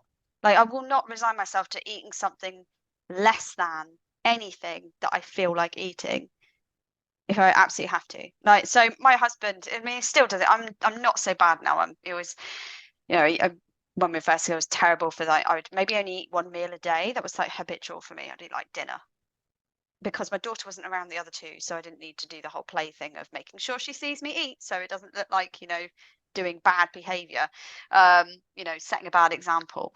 So I'd eat dinner, and I was always cooking things that I'd give to her anyway. But I'm awful. Like, I will still do this now. I'll sit there, I'll get really into, I'm doing something, I don't want to stop what I'm doing. Oh look, it's 4:00, too late for lunch now. Well, I have actually eaten lunch, by the way, today. I stopped before I came to speak with you, so I've actually eaten my lunch, and I've got better at eating meals in the day, but it doesn't take much for me to not. And if I am bored and there's nothing I feel like eating, I'm not going to eat it. And I get put off as well I'll get obsessed with a particular food for a while, eat that and only want to eat that for like a few weeks, and then I don't ever want to eat it again. The thought of it happens frequently with egg-based dishes, I will say. It's a textural thing. Like, I'll be like, yeah, boiled eggs, I'll just eat boiled eggs, or I've scrambled eggs or whatever else, and then I'll go to eat it the next day. First mouthful, I'm like, no, done, can't eat that anymore, they're banned. It's so I've got that, and then my kids as well. But I get more annoyed at them. I literally just threw away 18 eggs last week because they were a month out of date, because I bought them and then didn't use them. Oh, no. And then I bought a box of 15 eggs Saturday, and I've already used half of them. Yep. But essentially, I have chips, pasta, and rice. Yeah. Sunday dinner, we always do a roast chicken on Sunday, so that's just nice and simple. Unless it's the summer, and then we'll do like burgers and salad. But if it's below 25 degrees, we're having a roast chicken dinner at 5:00 on a Sunday. That's just how it works. You've got an actual time as well, because I've only got even more so. Even more so that I've got it down to a fine art. It is 90 minutes from turning on the oven to eating. I'm impressed. No matter how hard I try, I cannot do that. How you do that is you buy nearly everything frozen or pre-prepped. So the chicken goes in for 45 minutes. Yeah. In that next 45 minutes, you prepare your sweet potato and your swede. Yep. When the 45-minute alarm goes off, you put your swede on the boil. You put frozen parsnips, your sweet potato, and your Aunt Bessie's roast potatoes in the oven. Aunt Bessie said they only take half an hour. Shh. Put them in for 45. They get crispy. Oh, yeah, it's got to be a crispy one. 15 minutes later, you put your frozen veg on. And then when the 90-minute timer runs out, everything's cooked. Do you know what, though? I have a tiny, tiny freezer. Tiny freezer. Yeah, I've only got 3 drawers and I'm now. Just like, my fridge is huge. Look, I have like that's an my obsession. secondary freezer. Oh, I wish I could fit a secondary one, but we got no space for it, unfortunately. Neither do I. This is my outhouse. Well, what I will say is, because I've weirdly got this thing, and I don't doubt I'm the only person like this. I can get really set on a particular thing if I've got like certain morals behind it. So in most situations, what rules? The only thing I like about rules is breaking them, and I don't mean that to be an idiot. I mean, in a creative sense, if you give me boundaries, I will come up with more. I'll test the boundaries. Yeah, I will test it, because if someone said to me, you can do anything you want, I will be paralyzed. I'll do nothing. But the more restriction, the more you squeeze me, the more you're powering up my creative juices, and I can come up with even more. Like the best stuff I've ever done is when someone's given me an impossible time frame and a non-existent budget, and I've absolutely smashed it in that situation, because coming from that kind of the working class, not very well off background, I've had to as well, and then times in my life where I've had nothing and I've had to, and that is, I think, a really valuable skill. When it comes to food, I've got to admit, the thing I'm most tempted by pre-chopped veg is onion, because I am bawling my eyes out the second I've taken the skin off an onion, let alone stuck a knife in it. Awful. I hate it. I hate touching garlic. Leave I the hate roots on. onions. Because I do, but it's just nothing. It's as soon as I start chopping, I'm chopping blind, basically, because I'm crying that badly. I can't see a thing. And just get a chef's knife that's tall, and then as you're cutting, it's not coming off the board high enough to get your fingers and stuff. And then and then I'm not too bad with. I've had some accidents in my time, but I'm not too bad with it. I'm fine. I was cooking. I started cooking when I was really young, because my nan got me doing it. Yeah, well, also because my nan used to cook a lot, so I used to sit with her and do bits, make pastry and stuff like that when I was really young. So I'm quite frugal person as well. Like when I was younger, when I got a job out of school, I was still living at home. I gave my parents money to contribute to my household, but everything else I had was mine. And I was really, my mum reminded me of this recently. I've always been like quite entrepreneurial as a child. My granddad had a go at me once when I was younger about, oh, why should your parents give you money for this? I'd never asked. He just jumped onto something, and I was very cross with him. So I got a job. I lied about my age, but eventually they were like, yeah, just don't tell anyone. So I worked in a garden centre on a Sunday. I worked there all day. I was bullied at work by a horrible woman, but I stayed there. So I had that job. On top of that, I did a paper round where I got up at, I was out of the house. I think I was walking around from the whole of my village from about 7 in the morning. And I do 2 rounds at the weekend as well. I used to do all of that. And then one of the rounds I did was like a old, like an elderly, like where they live in flats, but they're kind of independent, but there's staff on site, one of those. And I used to walk around, I used to clean up, because they used to give me all sorts of sweets, money, all sorts of stuff in there. Great. And then I used to also babysit twin boys, both of whom had ADHD. Right, I didn't even think about myself at this point, but I was able to work with them brilliantly. They were like, nobody has ever stayed more than once to babysit them. They're a real handful. They were very honest. They were like, it's going to be the twins and their older sister. She was actually more hard work for me than, to be honest, than the twins were. The twins were easily amused, and I was the fun babysitter. I let them do things like ride mattresses down the stairs. Parents knew it was fine. I got on with that. I got paid really well for that as well. And I used to make jewelry. I used to sit and make jewelry and sell it. I did all sorts of stuff. Like I wanted things, and I paid my way for getting them. The frugal side of it came when I got older, and I also, you'd think it was from being broke. It was not. It was from taking a module while I was doing my degree. It was like a supplementary study, and I decided to do environmental philosophy and sustainability, and I loved it, and it changed my outlook on everything. So I got really behind that, and then I realized once I can kind of fix myself to a particular moral, it's like a justice thing, I guess, I can kind of stick to something because I create rules for myself. So I was like, I don't want to consume all this rubbish because I don't need it and I don't want it, and I can see that this is bad for everything else. It's not necessary, so I don't. And I really curbed my spending, because as much as I was making lots of money, I got to about, I'd say probably as soon as I left school, 16, 17, more money than I'd ever had. And I was like, well, I can go and buy all the things I want now. And I did. And I was buying stuff. And I wasn't very happy. So I was also buying stuff, getting that initial like, woo, I've got a new thing. And then I'd leave it at home and I'd not even look at it. I wasn't even that interested in it. And I was like, oh, that's probably something that I shouldn't have bought. Yeah, I shouldn't have bought. I should stop doing that. So I can stick to certain things like that to the point of it won't be completely tight-fisted. If I've got spare cash, I'm like, yeah, sure, let's go and do this flamboyant, extravagant thing, but it's considered. The rest of the time, I'm like, no. So with food, I'm particularly like, no, I'll buy the vegetables, I'll do this, make sure we eat that, not buy that, da da da da da da. And maybe I create more work for myself sometimes in things like that, I think. Yeah, But food is a really big part of my day, week existence. Yeah. And I grew up, by the age of double digits, cooking for myself at the weekend because my parents didn't cook. Yep. So if I wanted dinner, I cooked dinner.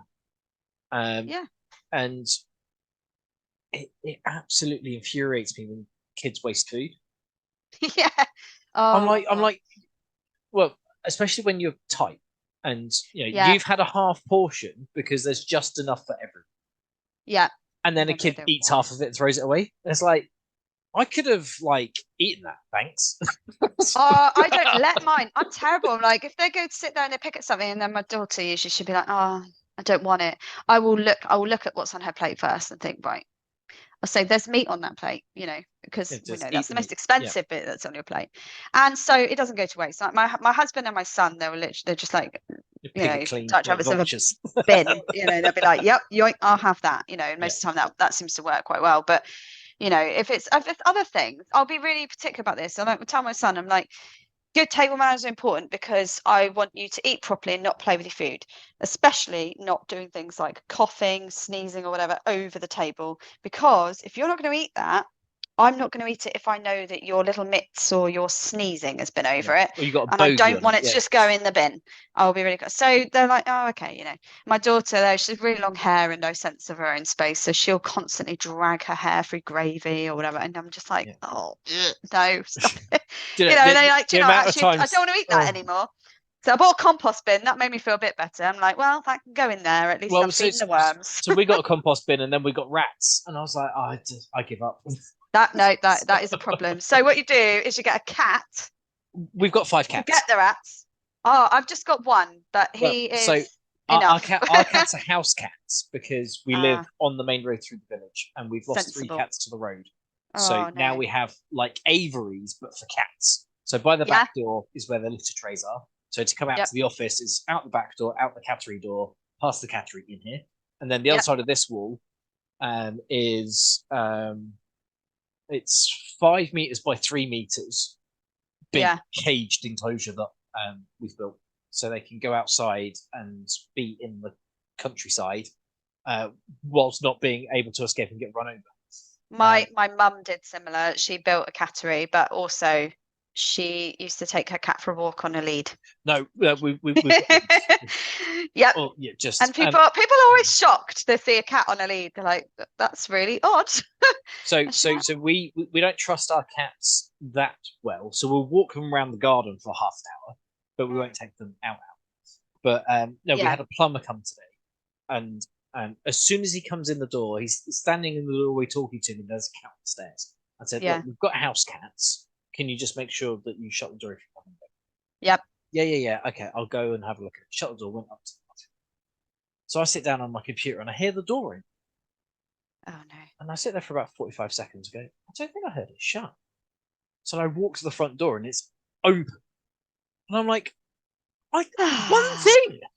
I didn't ask you to take your shoes off to go upstairs on the carpet. I didn't ask one thing. We've got house cats, shut the fucking door. If it had been December and it was freezing, would you shut the door? Because are you capable of shutting? Anyway, that really annoys me when you're like, I have like one rule, and that's don't let my cats escape, because I don't want to spend all night looking for a cat because you've let it out. No, we had that similar, and it was tradespeople then as well. We'd moved house, so we needed to keep our cat in for a bit because she really had no idea where she was, and she's not quite right anyway. She had some issues, and they let her out, and she went missing for like a week.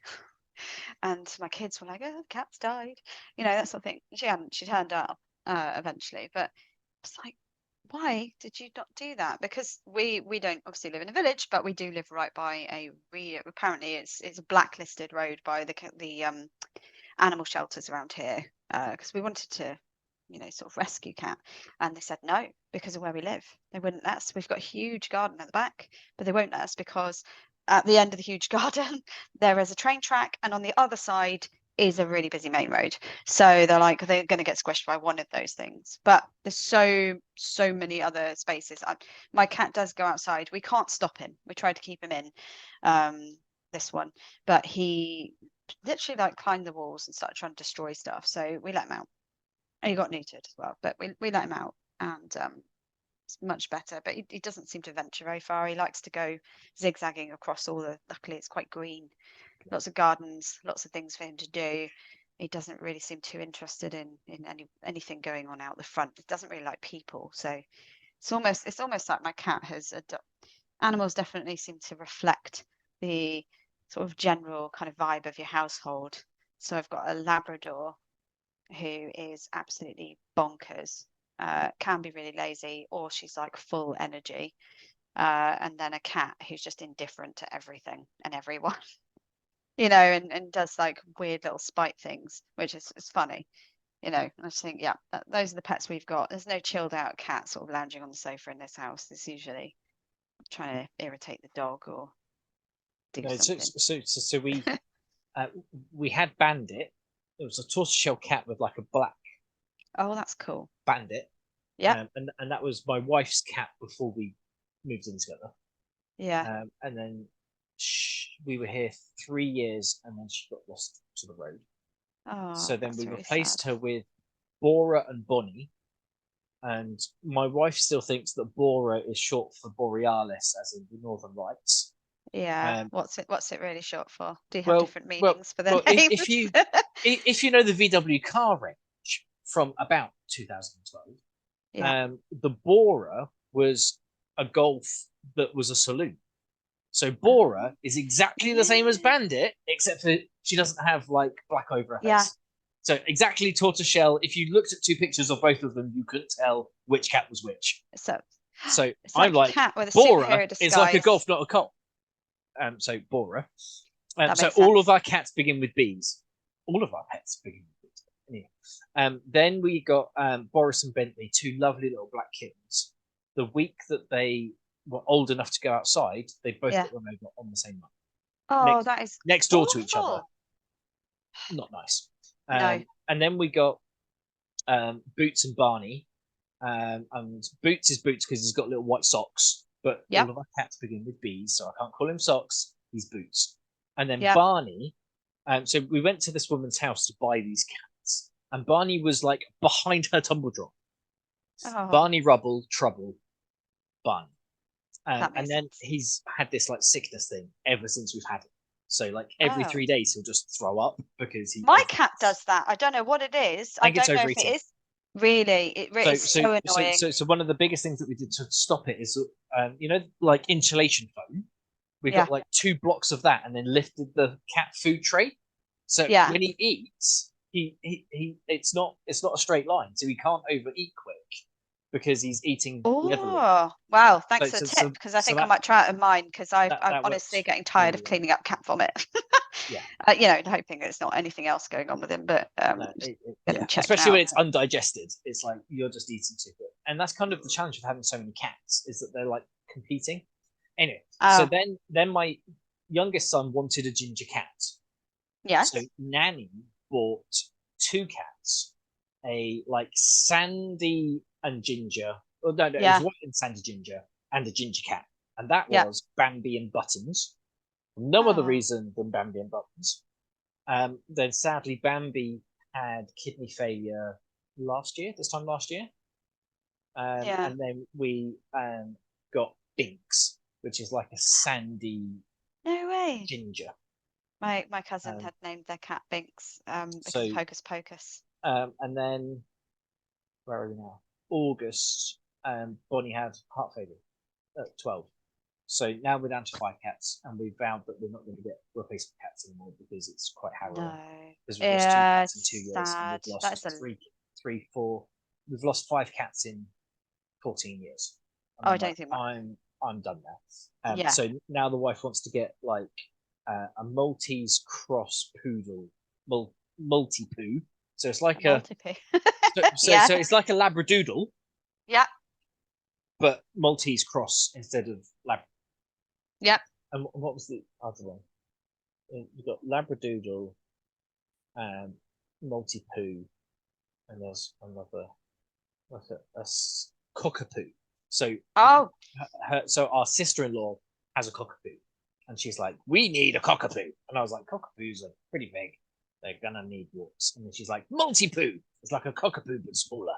So now she wants yeah. us to get a camper van and a multi-poo, and then go on holidays and go dog walking. And I'm like, you do realize that you have chronic fatigue, and this will work for about 6 weeks, and then you'll be like, I'm completely knackered, and what do we do? So I'm trying to Yeah. slowly wean her off of the idea of getting a dog, because the person who's going to end up walking it is me. Yeah. Yeah. But it's a lot. It is a lot. Honestly, it was a complete shock to me that we got a dog at the point. But I think my husband had for a long time really wanted a dog. My son really wanted a dog. We were actually supposed to be getting a kitten, but we got let down with that. And then suddenly a kitten became dog, and we got this puppy. We got her from puppy. And now I'm like, we had a dog-shaped hole in our family I didn't even know was there. And now I can't imagine life without the dog, which is sad. I always consider myself a cat person. And I do love cats. I like the fact that cats are not needy. That's what I struggle with more with dogs, the neediness of things, surprisingly. But I actually, I get so much joy, silly things like I take the dog for a walk, I've had a rubbish day, and the dog's got her tongue hanging out and she's just enjoying life, every sniff is great, everything's exciting, and it rubs off on you, and I'm like, oh, that just really cheered me up. I'm sad, but the dog's really happy, and I'm kind of getting some of that off of her, and that's really nice. So, so the theory is that dogs live about 7 years for every human life, or for every human year. Yeah. So, if you were being ignored for like 50 hours, and then somebody played with you for an hour, you would have all of the energy in the world for that hour, because the rest of the time you're just going to be really bored. So the reason why dogs are so much fun is because when you're interacting with them, that's the highlight of their day. I know, it's good, isn't it? There's a definite mutual thing. You're like, there you go. No matter what, because, there's the unconditional love you share with your children. But unconditional love does not mean happy, happy, joy, joy, and everything is easy. And if anything, particularly if you've got children who are neurodivergent, it's really challenging, especially if you're neurodivergent yourself. It is a whole minefield of constant stuff, and stress, and it is mentally exhausting. But then you've got the dog who does, that's really I don't know, but they don't necessarily, I don't know whether they love in the same way that humans love, because we can never know because we're not dogs, but it certainly feels like it, and there's no kind of expectation from you. They are just happy in your presence. That's it. And that's quite nice, which is unusual because I've never really cared that much about that. But yeah, she's just very, happy. And I think, how can you be cross when you go for a walk with the dog? You can't. My husband said the same thing. He said, really rubbish day at work, he'll go and take the dog out for a walk because it just lifts him a bit, because the dog is just happy. So now I'm going to be one of these boring dog people who's like, oh, I go on dog walks. Sometimes it's a little bit annoying because I'll be like, oh, I really want to do this thing. And it will suddenly occur to me, but what do I do with the dog? Like, oh, there's a place I really like to go, and now what do I do with the dog? You've got a really nice long garden. Just put a big fence up, put them on a long lead, and just let them in the garden. Oh, yeah, well, we do let her out there, but she's a real big fan of digging. And when I say digging, I don't mean like little holes. It is essentially she's been quarrying. We've had to fill it in multiple times with many, many bags of dirt. And yeah, it's dangerous out there. It looks like landmines have been off in my garden because the dog has ruined it. And your landlord's okay with that? Or? They know to expect it. They've got a Labrador themselves, and to be honest, the garden that we got when we moved in was very much just a case of we've done nothing to it since we bought this property, so whatever. It's not been looked after long before we came along. In fact, we have probably done a lot more to it, but it's slightly frustrating. So lots of veg and bits growing. It was all very nice, and then the dog came and it was like a buffet to her, so she went through just munching everything and then digging it up. So I've just kind of lost my urge to go out and deal with it when I know that the dog's just going to go and ruin it again immediately. So that's a slightly different one, but I do let her go out there and run, but it's not exciting enough for her. She wants the walk, the smells, the getting out, and that way as well I don't have to go out and fill in the holes every time she's out there. But it's all right. At least I can let her out in one. So because the previous places I've lived, I've not even had a garden. I lived on the top floor in a loft that was essentially converted into a tiny flat. Unfortunately for my 6'2" husband, smacking his head on every single beam every time he came over. And then when he moved in, it was like living in a hobbit house. So yeah, that was not as easy then. So grateful for having the space now, though. But yeah, you're right. We have gone loads of different directions and kind of random topics. So. And we've done an hour and 3/4. I know. No, thank you as well, because I was worried. I thought, if you ask me a question, I might just go blank and not, as if I'm not going to find anything to say. Or there's always something, which is never usually the thing that is expected. Or but it's nice. It's like you said, it's like chatty. Like more relaxed, which is good. I listen to podcasts, but I don't get as much time to listen to them as I'd quite like to. I will say some of the ones I listen to, they're really like, it sounds really professional, and people are sort of sitting there answering really structured questions. I think I don't know how well I'd cope with that in the rest of the time. Yeah, I agree, and that's why this is so. Well, it's formulaic, but it's not structured. Yeah. So, by introducing yourself, you're going to say whatever you want to say. So what's important to you in your life will form part of that introduction. And then we're talking about the stuff that you've wanted to talk about because you introduced the fact of talking about it. So it's not That's like true. I'm, quizzing you on quantum physics or, the ethical and moral obligations of organizations for neurodiversity. But if you went there, we could.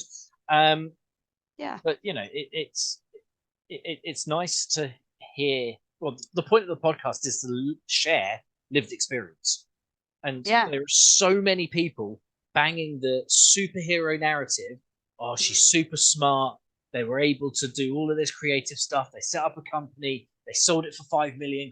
Blah blah blah blah blah. Just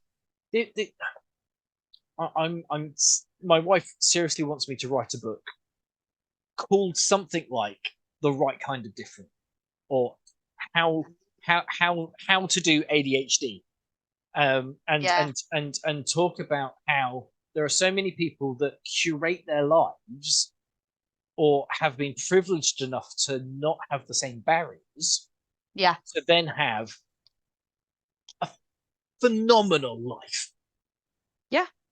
And they plaster it over all of the socials, driving their Range Rovers, traveling the world, having all of these wicked experiences. But there's very little on the internet of the working class person who really struggled at sixth form, or did all right at sixth form, but fell out of the university circle for whatever reason. That then ended up in work, but never really found a home, or wanted to finish their education and there was a hurdle that was their own child.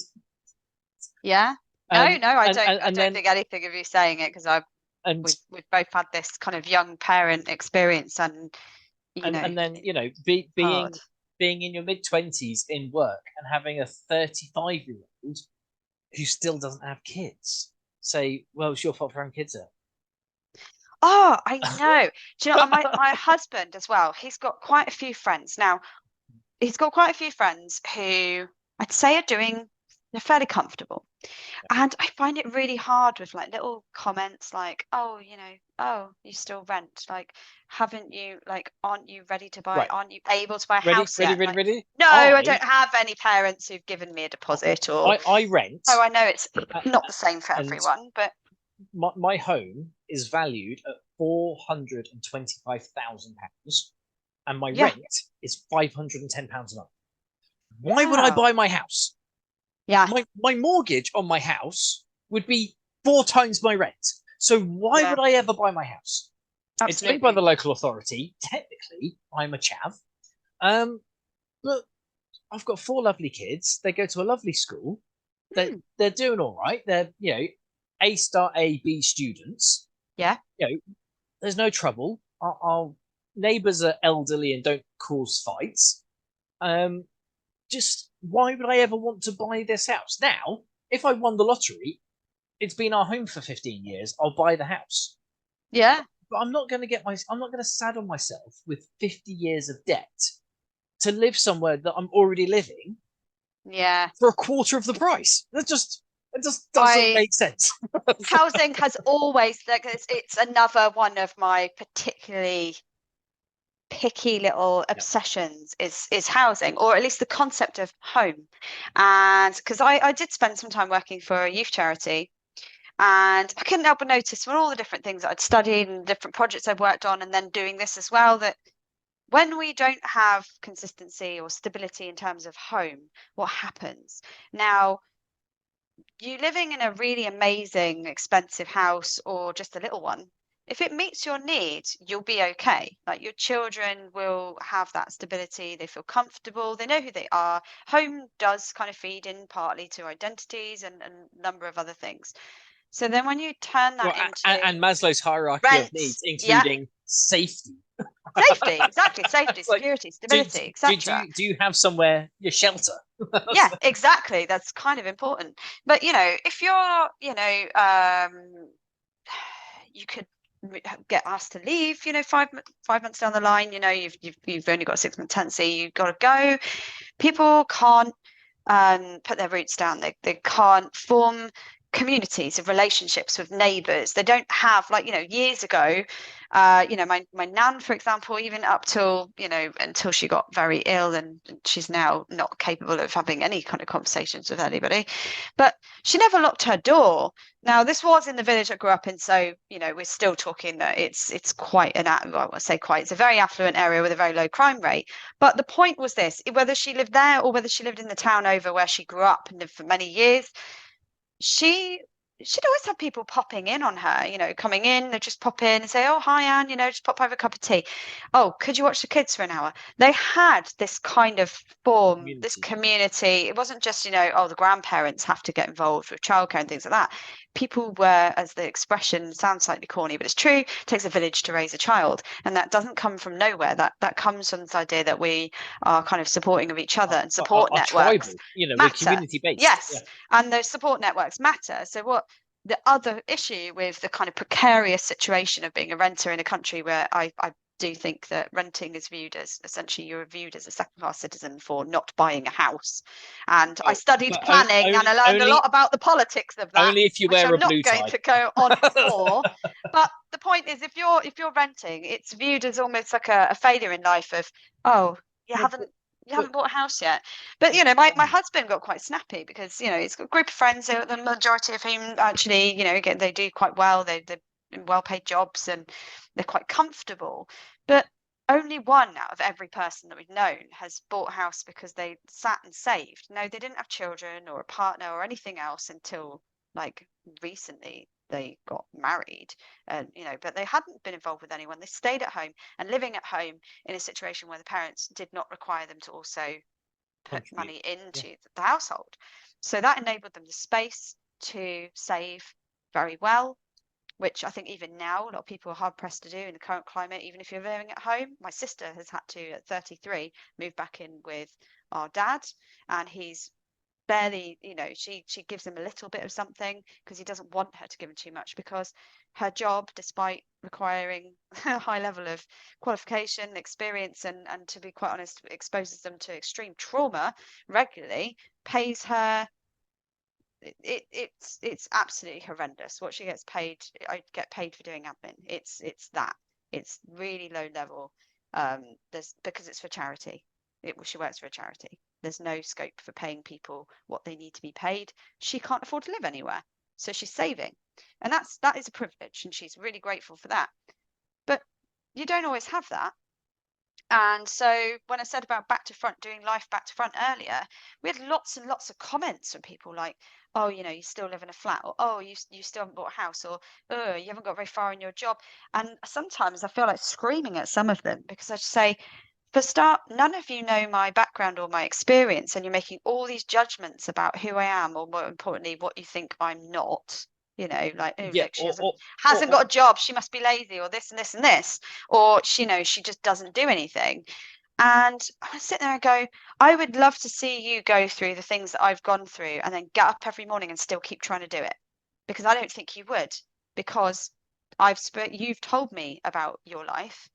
And we can't all sit and judge other people's problems by our own standards, because we all have different measures of what's hard. Everyone is entitled to their own experience. And if, our struggles don't all look the same, that's a fact. But at the same time, some people are fortunate enough where they're kind of, the pressure applied to them, the things that are going on in their life are not quite as severe or not quite as challenging. We wouldn't want to wish everyone has awful experiences at all, but we do wish people to be open enough to understand that, or to recognize there is diversity in outcome, and there's diversity in experience. And so now, only now, no, we haven't bought a house yet, and probably won't. The way things are going, we probably never will, unless we somehow inherit off of a relative who don't have loads of money themselves. It's like, well, you're all picking all of us and being really, they were very, very hard on us. And I really resented that. I'm like, they're your friends. I would not personally be able to be friends with people who quite clearly look down their nose at me like that.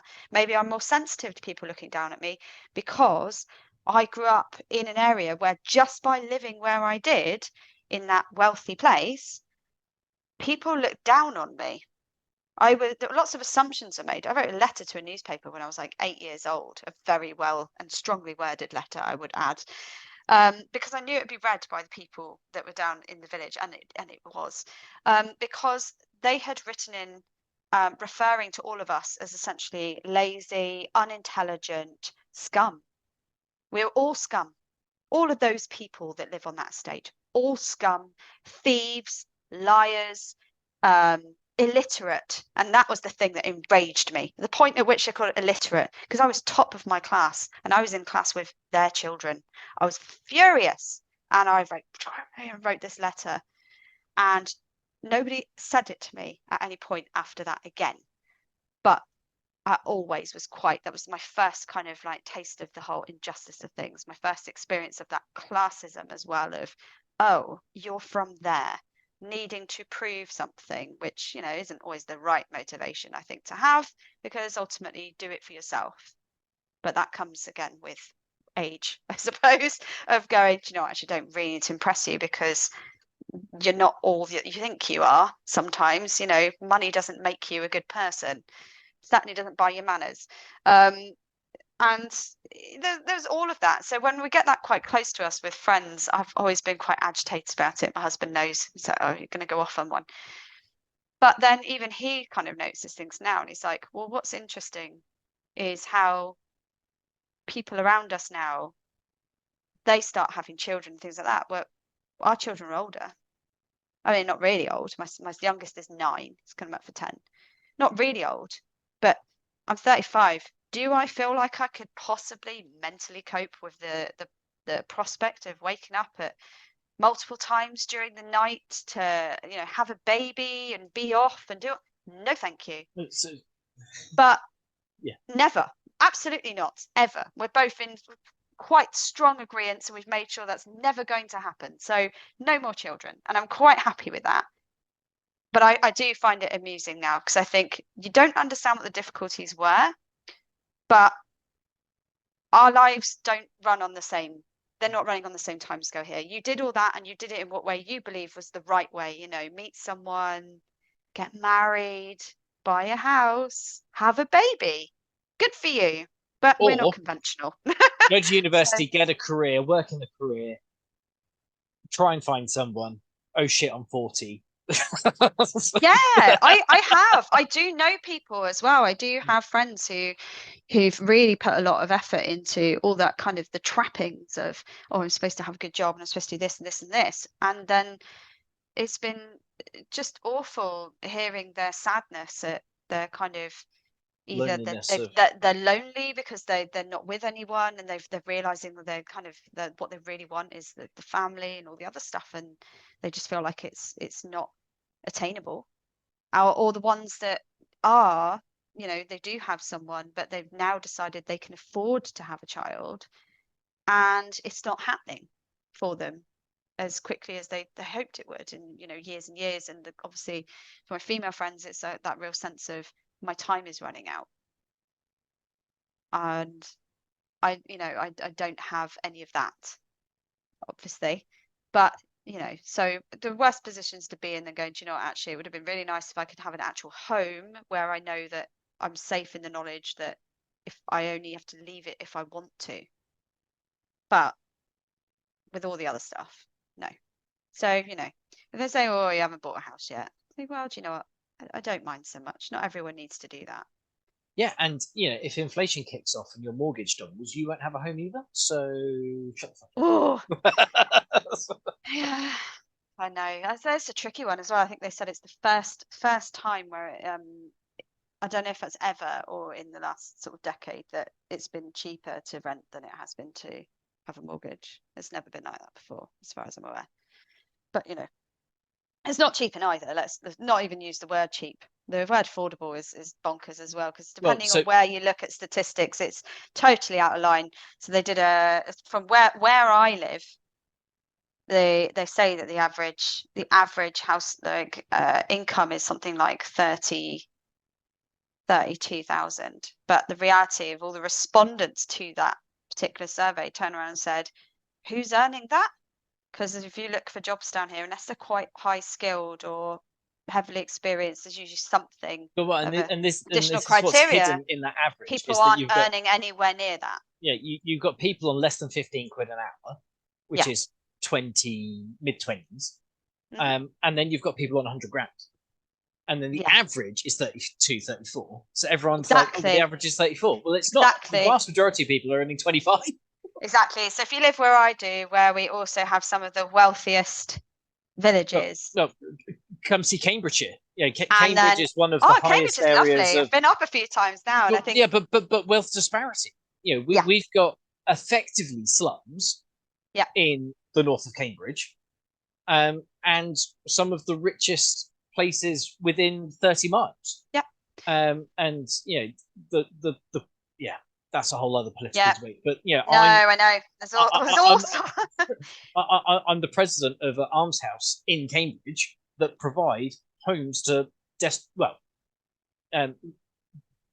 alms house to do poor, the church, poor old people. Well, historically it was, and now it's not. So essentially, it's charitable housing that isn't social housing. So we've got about 30 properties in the centre of Cambridge.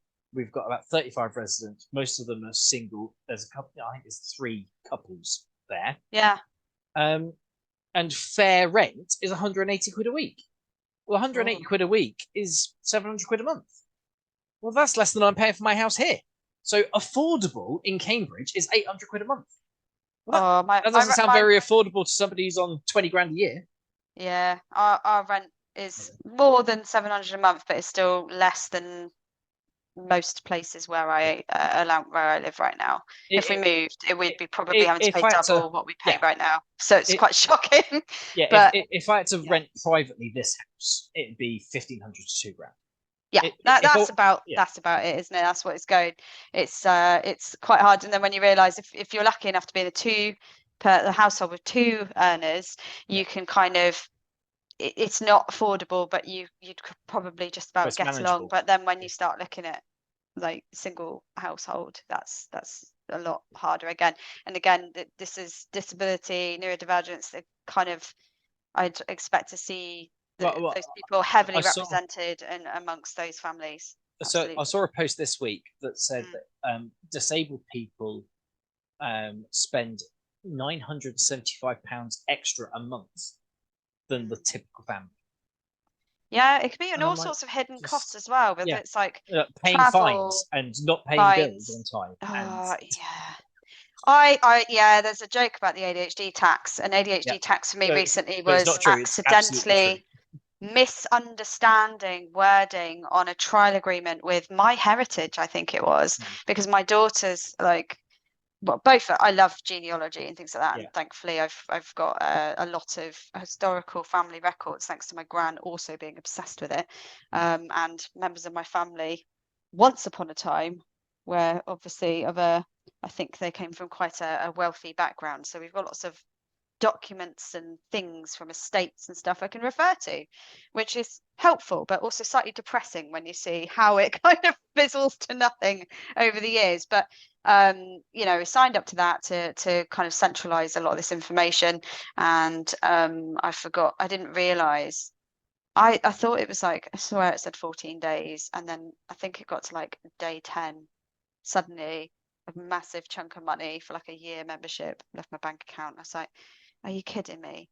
But when it happens, it tends to happen lots of things at once. So I think I got stung with that, a language learning thing, because, you know, on top of about to do my coach training, I'm also signed up to the Interaction Design Foundation, because I intermittently go in and sort of try and keep up with some of it, but it's more like UX based design stuff. But I also love like the idea of learning languages, and I keep dipping in and out of that. So I sit there doing Duolingo and Memrise and chatting to people who at least speak other languages, which helps.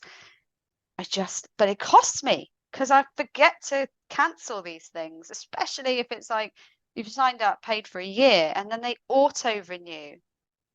Auto renew is not my friend. I definitely feel that something needs to be done about auto renewal, because it's not enough to send a letter or an email sometimes say, by the way, this is coming up, because it gets lost in the million other emails I get. For car insurance and car tax, auto renewal is a lifesaver. It is for important things like that, absolutely. But you know, I've so many things where I've just forgotten, and I've had fines and all sorts, and I've had several relating to parking over the years. I actually ended up having to pay to keep something out of court, I think. It was I ended up paying, I think, was £300, because I was adamant that it wasn't valid, but I'd misread it, like, because I'd had like 3 tickets in the space of a month. So I'd misread one of them, muddled them up, and ignored something, and it bit me in the bum. So yeah, all sorts of costs incurred, travel, fines, you name it, late payments. I don't know. There's a lot to be done, I think, everywhere as well. But I think people always fear when we put things in place to help, that we're just creating loopholes for people to exploit. And it's a very suspicious way of looking at everything. Everything's about people might be trying to take the mickey, but I don't know that there's evidence to back that up. They say about it with benefit fraud, for example. They love using that one politically to kind of enrage people. There's less than 700,000 people on benefits in the UK, and all of that cost. No, let me rejuggle those numbers. I think it's 700 million a year we spend on benefits for however many people are on benefits. Yeah. But if we actually taxed the top 1%, not top rate tax earners, just the top 1%, their actual tax for income and capital gains and business taxes, we would earn far more than the 700 million we're paying in benefits. So instead of penalising people at the bottom of the barrel who literally use this money to feed their kids, how about you go to the multimillionaire and say, oh, can you pay £1 million in tax because you only paid us 28 grand? When somebody who's paying 52 is probably paying more tax than $1 million. I know. I think the system's broken. There are lots of things that are broken. I love reading about all sorts of things, but then you can get a bit overwhelmed by it, and you think, oh my goodness, it's just all too much. There's all too much. That's, I don't think there are fixes to absolutely everything, but yeah, lots of stuff about. There's something actually I've got in the kind of, when I get around to doing it, there are a couple of different things that I plan to write about. One of them is just looking at neurodiversity, or at least how we look at neurodiversity in terms of, like I said, like class, because classism is they might try and say that it doesn't exist, but I think that as well. It doesn't exist for people who have not experienced what it's like to be judged or discriminated against because of where you come from, where you live, how you speak, what school you went to. A lot of people will be whether or not you could things. even possibly ever one day own a house. Yeah, exactly. And I think that there is a very specific, because that's a huge topic, the very specific area of that is, particularly in light of a lot of the commentary online at the moment, because we know it's ADHD Awareness Month. And as I would completely expect, you're gonna get some unsavory comments sometimes from people that might seem like that it's a bit of a shock when they say it, and it's those things are going to happen, but I think I always try and look at everything from a learning point of view. I'm very quick not to, I use LinkedIn sporadically, but I'm very conscious of, I try not to jump onto things. If someone says something, I try to figure out like where that comes from. Yeah. Because, as I said, if we go into things believing that actually people aren't out to get you, people inherently want to do good. Wanting to do good, being good, well, they're totally different things, because good is just it's a viewpoint, it's a concept, isn't it? Well, it's a line in the sand. Exactly, but again, it's a metaphorical where line it gets drawn, but it's okay. Well, what might that have come from? And sometimes I think that comments like that might come from places where maybe, as I said, I think there's a class thing involved, because it's all great, to be more sort of generic about it. Lots of kind of arguing going on about the validity of self-diagnosis. And you're not necessarily diagnosing actually when you say, oh, I think I have it. I haven't been to see a professional. I think I've got a thing. I am very much of the opinion at the moment that while the system currently is as it is, whereby lots of people do not have access like they would, say, if they had any other medical condition, they went to speak to their doctor. While there isn't sufficient access, we can't just tell people that it's not okay for them to believe that there's something that they're struggling with. It's if they believe that is something that's affecting them, then they can learn about it and they do it, and it doesn't mean you can't support someone. It doesn't matter what name you put on something, to be quite honest with you. If someone is in trouble and they're experiencing difficulty and they're saying, somebody please help me, if someone was drowning, not drowning in the water, but if someone was screaming help, would you walk past them and go, excuse me, can I ask, what is it you want? What is it you're screaming for help for? And if they go, oh, do they need to give you a rundown of what it is they need help with, or do you respond to distress? Well, so do you respond to somebody who's struggling with the compassion that it deserves, or do you ask them first and then decide whether you feel that their experience is valid or not, and whether they're worthy of your kindness? So there's I was doing some work in the last 7 years on bystander stuff and sexual misconduct on campus and that kind of stuff. And it is scary to look at the statistics of bystanders not stepping forward in something like that. Yes.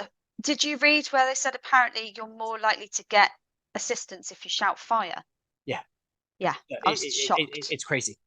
Anyway, we've been going 2.25 hours. I know, we've been going for ages. I need to feed my children and go and see a friend in half an hour. So I need to run away. Here you go. I've just had the notification pop up on my Outlook. I went, you need to leave. I went, Yeah, I know. I've yeah, just had we email could- put through on mine, and I thought, oh God, yeah, I still got other things I need to do before the day is out. I have a job, but Yeah. it has been a really good coming up 3 hours because we spoke before we went live. Yes, yeah. And I think a second episode is warranted, and it might be more useful creating an agenda with some talking points, or just shoot the breeze for 6 hours. No, it's absolutely fine. Look, and there's me guilty of that as well, because there are podcasts that I thought, oh, that's interesting. Oh, look, it's 3 hours long. No, I'm not going to listen to that. So just put it on 2 times we might have speed, lost and you'll be people surprised. already. If someone listens to this, we'll have lost them, I expect, a while ago. But it's the unstructured ND kind of chats. They absolutely, exactly. It's like herding cats. So yeah, I'll leave you there, and enjoy the rest of what's left of your day. And I'm going to get back to firing off a ton of emails that I probably need to be doing. So yes, but it was good to meet you, and thank you for asking me to come on to your podcast. No worries. See you All soon. right. Thank Thanks you very much. All right. Cheers. Bye-bye. Bye.